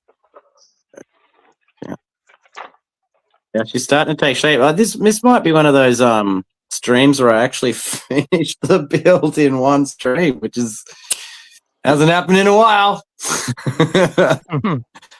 We'll definitely knock this out of the park. I'm on the last bag. I'm on page 119 of 139. Next to it, infamous on page 138, where I actually found the sticker set for it. Nice. How's Evie looking there? Smokey? Oh, she's done. You done? Should have yelled out. Hang on, I'll just make your screen bigger. I'll show the audience. Oh, wow. Let's have a look at the butt on that thing. Whoops. Oh, that tail looks sick. Yeah. Yeah, no. It's not as movable as I wanted it to be, but okay. It still looks good. Very happy with it. John doesn't like the USS AT-AT. Damn, John. You don't like the The space design. puppy? Damn. The space puppy. Yeah. Well, what about the design? Don't you like? Oh, sorry. I've heard it is kind of flimsy. Oh yeah, a lot of bit of sagging. Mm-hmm. And the legs you have to like lock in place. You can't just like loosely keep them. Oh yeah, I mean I've seen that. You need its own like specific little screwdriver Lego piece to adjust the legs. But there's also a part where once you put it together, you can't actually pull that part apart without causing stress to the bricks to get the bits out when you pull it apart. Mm-hmm. It was pretty infamous that set too. Which is like pretty stupid on Lego's behalf, but I suppose that compromise for integrity. Yeah. Oh well, I'll buy it off you for cheap, John. Because I damn well need that set so bad, and I missed out. I honestly want the executor, or not the executor, the Venator. Honestly, I yeah. hate to say it, but I think. Is that retiring soon, or is it retired? Yeah, this year. It's retiring this year, supposedly. Okay. Like. It looks tidy. It does. I think I'm gonna wait on the Super Star Destroyer. Yeah. Or just buy the hilt separately. Just buy the $200 bullet, and if I buy the SSD later on, I buy it later on, and just buy the Venator. If I was rich, I'd buy two and use one as the Ebon Hawk. It's a rebrickable for it. Oh yeah, it's really good. Yeah. Did see that design. It does look amazing. Mm. But lads, I'd love to stay around, but I have got a couple of little things whoa, I got to do this afternoon. He's got like 15 minutes. Come on. Oh, are you timing out to something there? I'm just fucking around. You do your thing. I'm just messing with you. But as always, thank you for inviting me on. It's always nice just to get to hang out, and you guys are always awesome to talk to as well. So it makes it very easy to just chill and relax and find a nice way to spend some time on a Sunday. But I do appreciate the invite. No. So thank you for being here. Smokey, always good to catch up with you as well, mate. Yep. Thank you for being here. Thank you for sticking it out. And happy to. Well, I know I've got a couple of things on the list that Mrs. Taz is asking me to. There was a few things I was supposed to do yesterday and just didn't get to. So I better pull my finger out and get it done today. So that honeydew list doesn't get any shorter. Go on. Doesn't get any shorter. And I was able to go and take the Harley for a play yesterday. So I do probably owe her back for that, being fair. So I did get to spend some time out with some mates and that, which was really needed, especially the last sort of week or so as well. So Brickworld 27. Oh, geez, bearded. I'd like to. I might have to get a lotto win at the moment. I'd like to though. But if I was gonna come over, I'd have to bring the family. Mrs. Taz would divorce me if I said, yeah, no, listen, I'm just gonna piss off to the US for a bit. She would want to come over for a holiday as well, which would, being fair. But yeah, that's where the expense comes in. But I'd love to do it though. I'd love to do it. If I was a single Taz, I would. No problems at all. It's much cheaper. See, what you could do is you could put the family in regular class, whatever common, class, and then you in first class. I comfortably would be able to say that I think I would be arriving in the US divorced. Would that be the world's quickest divorce, international divorce? I think that would be I reckon I'd get close. But yeah, talking to that, you did exactly that. Wow. Yeah, I know that, for us it'd be one of those, I say once in a lifetime, but you know what I mean? Like it'd be a family thing and the kids could go and explore Chicago. Well, I go to Lego stuff, but it would be, look, if we could, we definitely would do it. I've got a few other mates that I'd love to catch up with over there and in person. Not just, on the end of a screen or something, but yeah, definitely. It'd be great to do it if we can make it happen. But yeah, just with everything that's happened at the moment, we've hemorrhaged a bit of money because we had to move and we got a bit screwed over we got ripped off by a removalist and which wasn't real great. But anyway. You could pull the good old radio convention BS, right? Say, hey, honey, I'm going to a radio conference or convention for a week or 10 days. Sorry, 10 days. And it's going to be really super boring because it's radio stuff or it's, yeah. Hopefully Mrs. Taz is watching. She should probably, no, she's not at the moment. But no, she'd be like, all right, have fun. Off you go. Like, yes. I just, wouldn't be able to show any photos when I get, or would have to hide the photos off the phone. Did you see anything interesting while you were over there? Nah, not really. I don't think she'd buy it. You know what I mean? Like, I'd have to have maybe like a burner device where I take all the Lego photos and content, hide that, and just take a few boring ones. Here's me at the airport, selfie at the airport. She'd believe me then. She'd like, oh, wow, it was boring, wasn't it? It's like, yeah, it really was.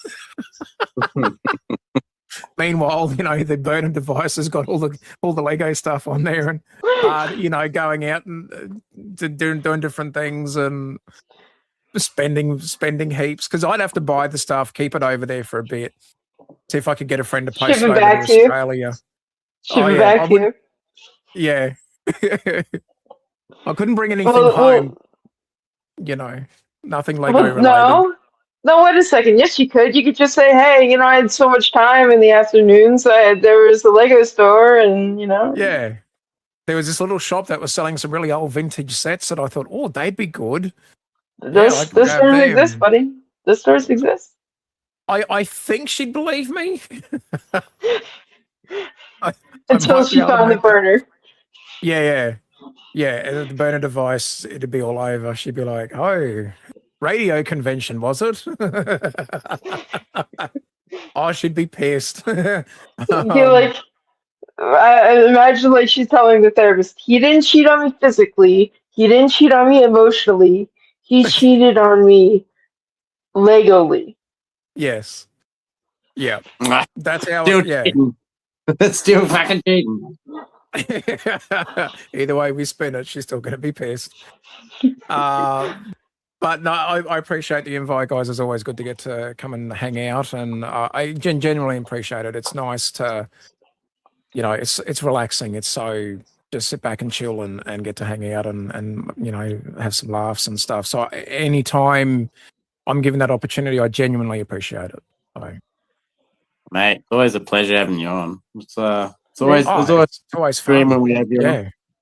I'm glad I got the opportunity today where we weren't too busy and I could spend some time. So it's great. Yeah, hell yeah, mate. Well, you go make that wife of yours happy. Yeah. Yes. Yeah. Got a few little things to do and get some stuff into the shed. It's been boxed up in the corner of the house that, has taken up some space. She's like, I've got plans for that space. I said, all right, I better move it. So, but guys, thank you again. I really do appreciate it. And hopefully we'll be back again sometime again and we'll get to catch up. Hell yeah, mate. Look forward to it. No worries. And the chat as well. Good to see everyone in the chat. Yeah, absolutely. Take care, Liam. Good to see you again, Smokey, as well. Later. Everybody in the Thank chat you. as well. Take care. See you guys. Bye-bye. Keep it real. Peace. Yeah. I reckon he would enjoy Brickworld. I reckon he'd love it. I think he'd be like a pig in shit. Happy as a pig in shit. Yep. Nice. Like you and Bearded were. Yeah. Yeah, for sure. You're thinking of doing the road trip this year, Bearded? Sounds pretty fun. Probably won't be participating. I'm probably going to have to take a year off next year, but the year after, I'm all open. But just means I can possibly get a career change in. So that's about overdue. Start earning some more money then. I mean, I can do 2 days and still get paid more for doing 5 days. So why wouldn't I do that? So yeah, I'm looking forward to a 3 day week. Especially Sundays, it's like $130 an hour. Australian. Holy crap. Yeah. You do 8 hours. It's pretty good. Yeah. So if I can get into that, I'd be pretty happy.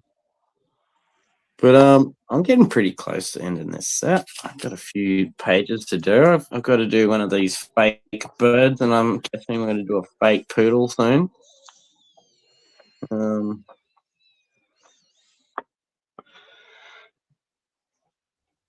Yeah, it's the only downfall to 3-in-1 sets I find. It's just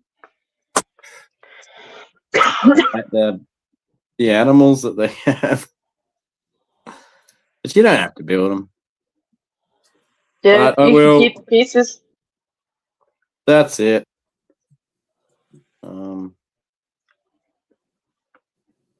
But yeah, I'll build them. I'm building some bloody bird at the moment. Which actually does resemble a bird pretty well. It's bad boy here, Smokey. Look at me, Smokey. Look at me. Nice, very nice. Yeah. Look at me, I'm a bird. Very nice. Look at me. And we've got some more outside to do. Know that. There we go.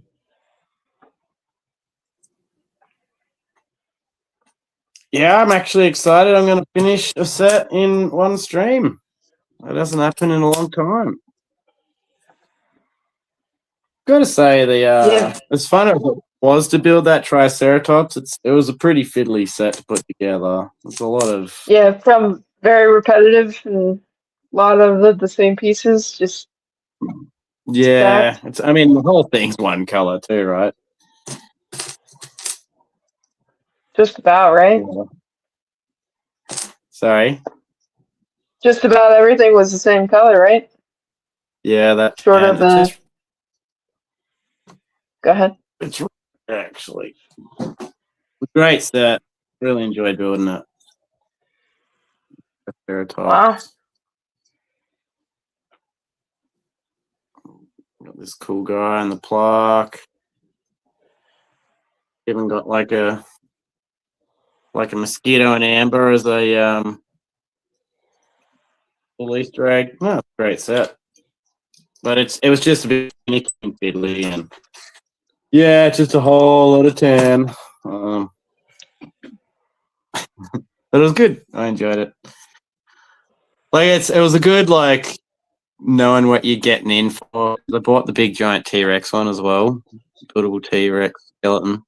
So at least I know what I'm going to be in for with that one.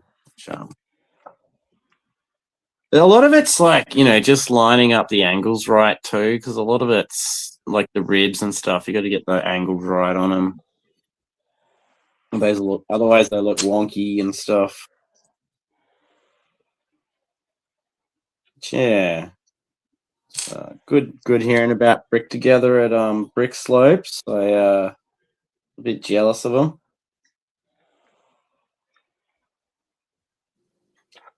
You reckon you might get out there one year, Smokey?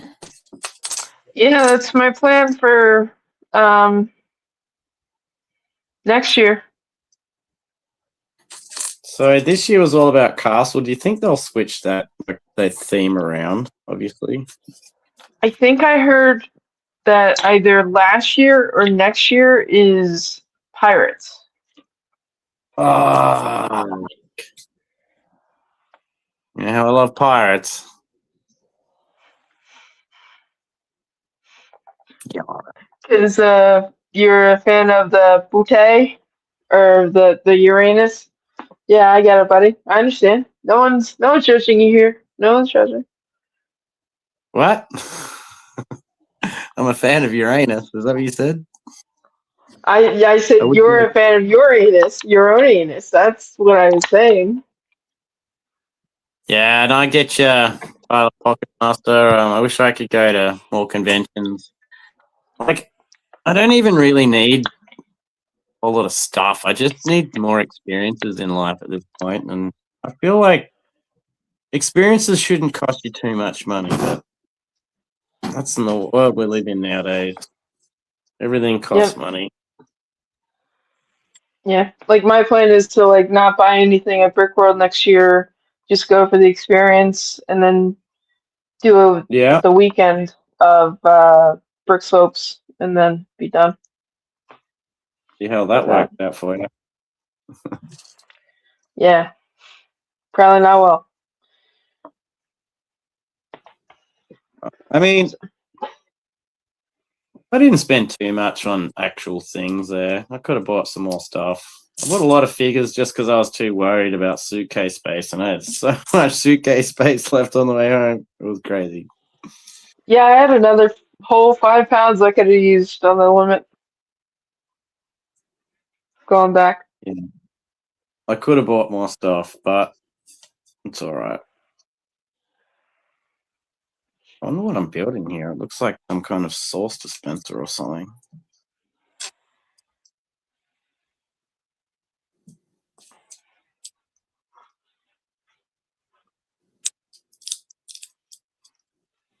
Righto.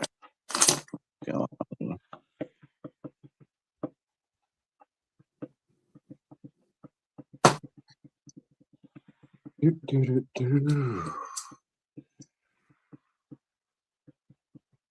Righto. It's something. Oh, it's a drink dispenser. There you go. Huh.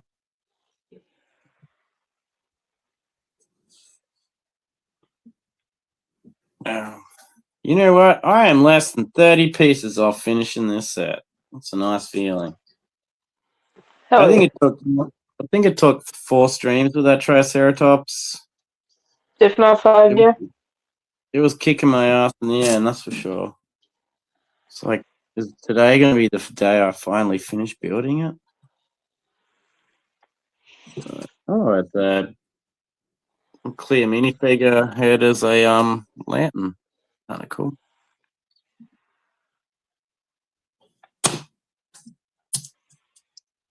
The Annie's light pole.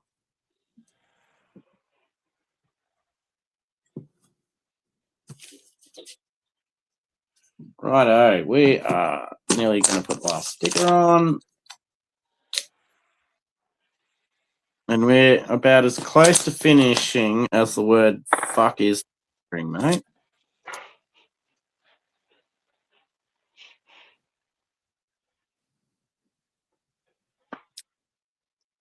And you know what? I haven't got one of these stickers up yet.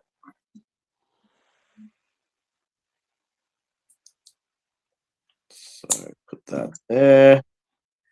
That bloody there. How the fuck does this click onto this shit? Oh, I see.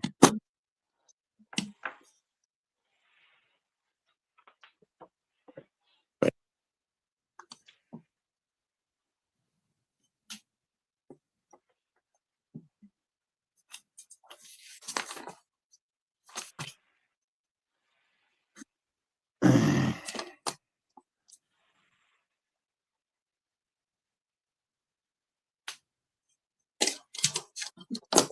I think that clicked in there. Okay, I just got to build this stupid ass poodle and we're done. Fucking poodle, right?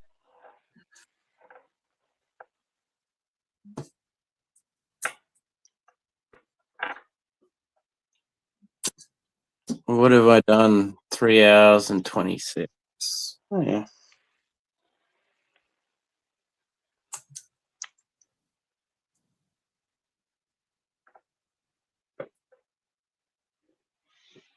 What else are you going to keep an eye out for Black Friday sales this year, Smokey? I hope they have that medieval dragon on sale. It hasn't been on sale for months here. Usually, that means for something like that they are holding it off for a sale, or they're holding it off for Black Friday, which is obviously also a sale. But yeah, I don't know. We'll see. Um, you know the Star Core yellow battle pack that was like $44 US. I don't know how much it was there. Know where they got that oldest sort of pad thing going on one Yeah, side? the pauldron. Yeah, the pauldron's Yeah. bullshit. I need to get one of them. Well, see, that's the other thing is I found one on a dealie. Like I said, retail 44, got it for 31. I don't know if I should return it though. I don't really want it. I don't really like yellow. I feel like I should just return it, but at the same time, Right.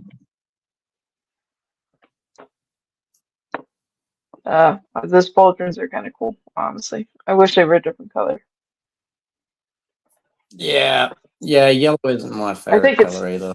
I think it's black actually, so I think I might get it. But just $31 for 2 pieces is insane. So I think I'm just gonna end up returning it. Anyway, dude, I'm fucking done. I'll just show you on camera.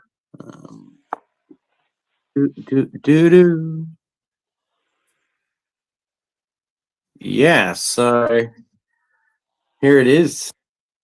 The noodle shop on the one side, and then we go like a little dispenser, drink dispenser on the stairs, and it all closes up too. So it's like, yeah, proper back end of the noodle shop.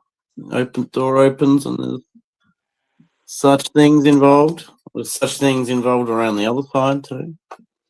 So yeah, I was like, move these figs out of the road, and there's like you can full see the cooking area in there and the diner area. It's really nice. I like it. I think it was 45 Australian Nice. dollars, like 3 or 4 years ago. 4 years ago at this point, I think. Yeah, not bad. Nice. I've seen people also mix this set with the Chinese New Year's set where it's the restaurant. And I think that's probably the best mock I've seen of this set so far, mixed with that other set. Very So, nice. Yeah. I made an expanded version. Noodle Shop is great. Oh, did ya? So did you go through rebreakable pockets, or did you do that yourself? Like, did you use 2 sets? Did you use 3 sets? Oh, thanks. It is cute. Yeah, did you use 2 sets and just snap it up yourself? Because if anything, that's just such a. I think there's. Let me count the windows. 1, 2, 6, 7, 8, 9. 9 windows, and then there's like a wooden door, and then there's like a sort of see-through glass door in there. It's just really good art piece kind of thing going on. I'll just make it off the big screen.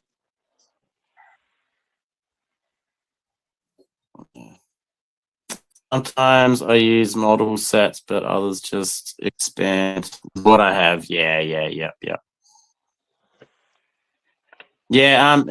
Alexandria's built the restaurant, and she can get going with that.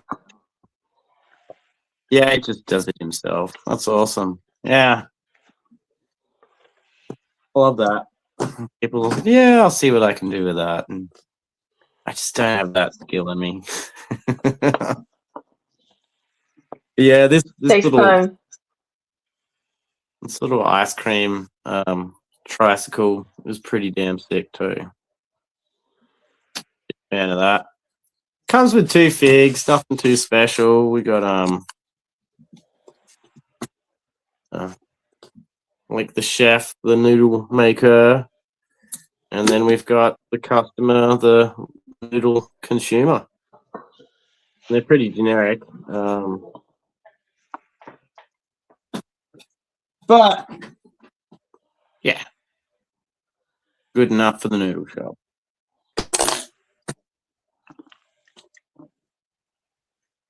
Not bad for 45 Aussie dollars.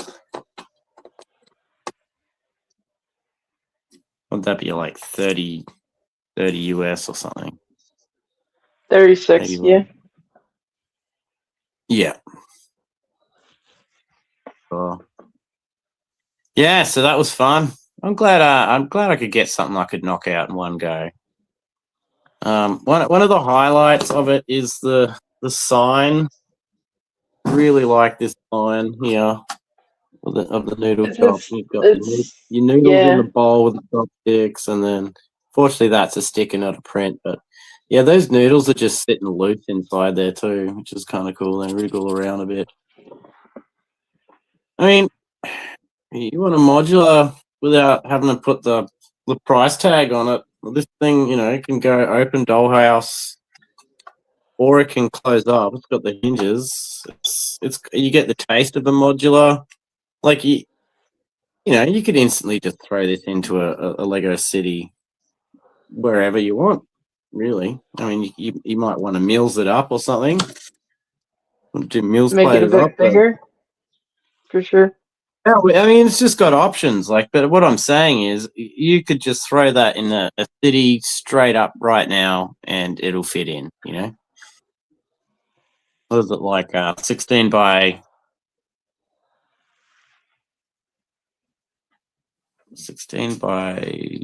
12, I think. when it closed up. And the other thing is too, like I didn't even show you this on the roof. It's got like the doors that open, and then once you get down to the doors that open, there's a ladder access on the inside there. On this side, you can see that ladder. I can't see what the camera's seeing right now. But yeah, it's really cool. Nice. It's awesome. I think the price I paid for it, I think it was fantastic. Get a little taste of the modular without having to get paid $300 or whatever it is. How much is the modular over there? Which is insane. Yeah, what is it like that? The Parisian grocer or something like that, or marketplace or whatever. It's insane how much that is. Like $400, $500, $600 used. It's insane. The Parisian restaurant with the greengrocer. Yeah. Yep. Yeah. Super expensive. Just made a decision like, all right, well, I'm just going to collect the ones that are affordable. I'm not going to break the bank. And if that just means like just collecting the new ones from now on or whatever, then so be it. But yeah, like I think I'm going to get the corner garage at least. It's still affordable. I think the diner might be still somewhat affordable. Because some of those sets are in that time period where, yes, they've gone up in price, but so has Lego as a product gone up in price. So even though things are going up in price, it's like, oh, well, it's still kind of cheaper than buying some new Lego in a way. Yep. Yeah, for sure. All right, man. Well, I had fun. I hope you had fun. I liked your Eevee. It turned out really well. Yeah, I like your noodle trap. It's really cool. I'm glad I built really this. Excited for you. It would be really cool if like there's open it up the way you had it before. If you could break down the second one of those and build it so that it's a full 4 instead of 3 quarters, that would be sick right there alone. Let alone finding a way to modularize it so that you can do all 4. That's a good point, mate. Yeah, well, thanks for everyone who was in the chat today as well. We love you. Hope we pushed out some positive vibes and maybe made people laugh a little bit. So yeah, I hope you had have a great weekend, and we'll catch you next week and keep it real. And I might just play us out on that same song that we played earlier, in case anyone missed it. It's the new. Have a good week, everyone. And you say these creatures came from Uranus.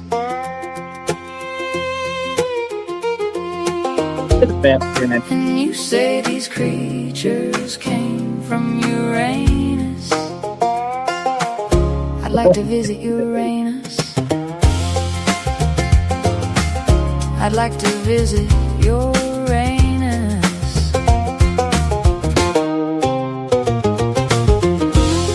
And you say these creatures came from Uranus.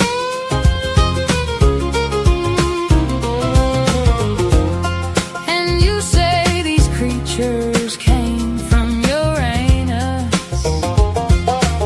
I'd like to visit Uranus.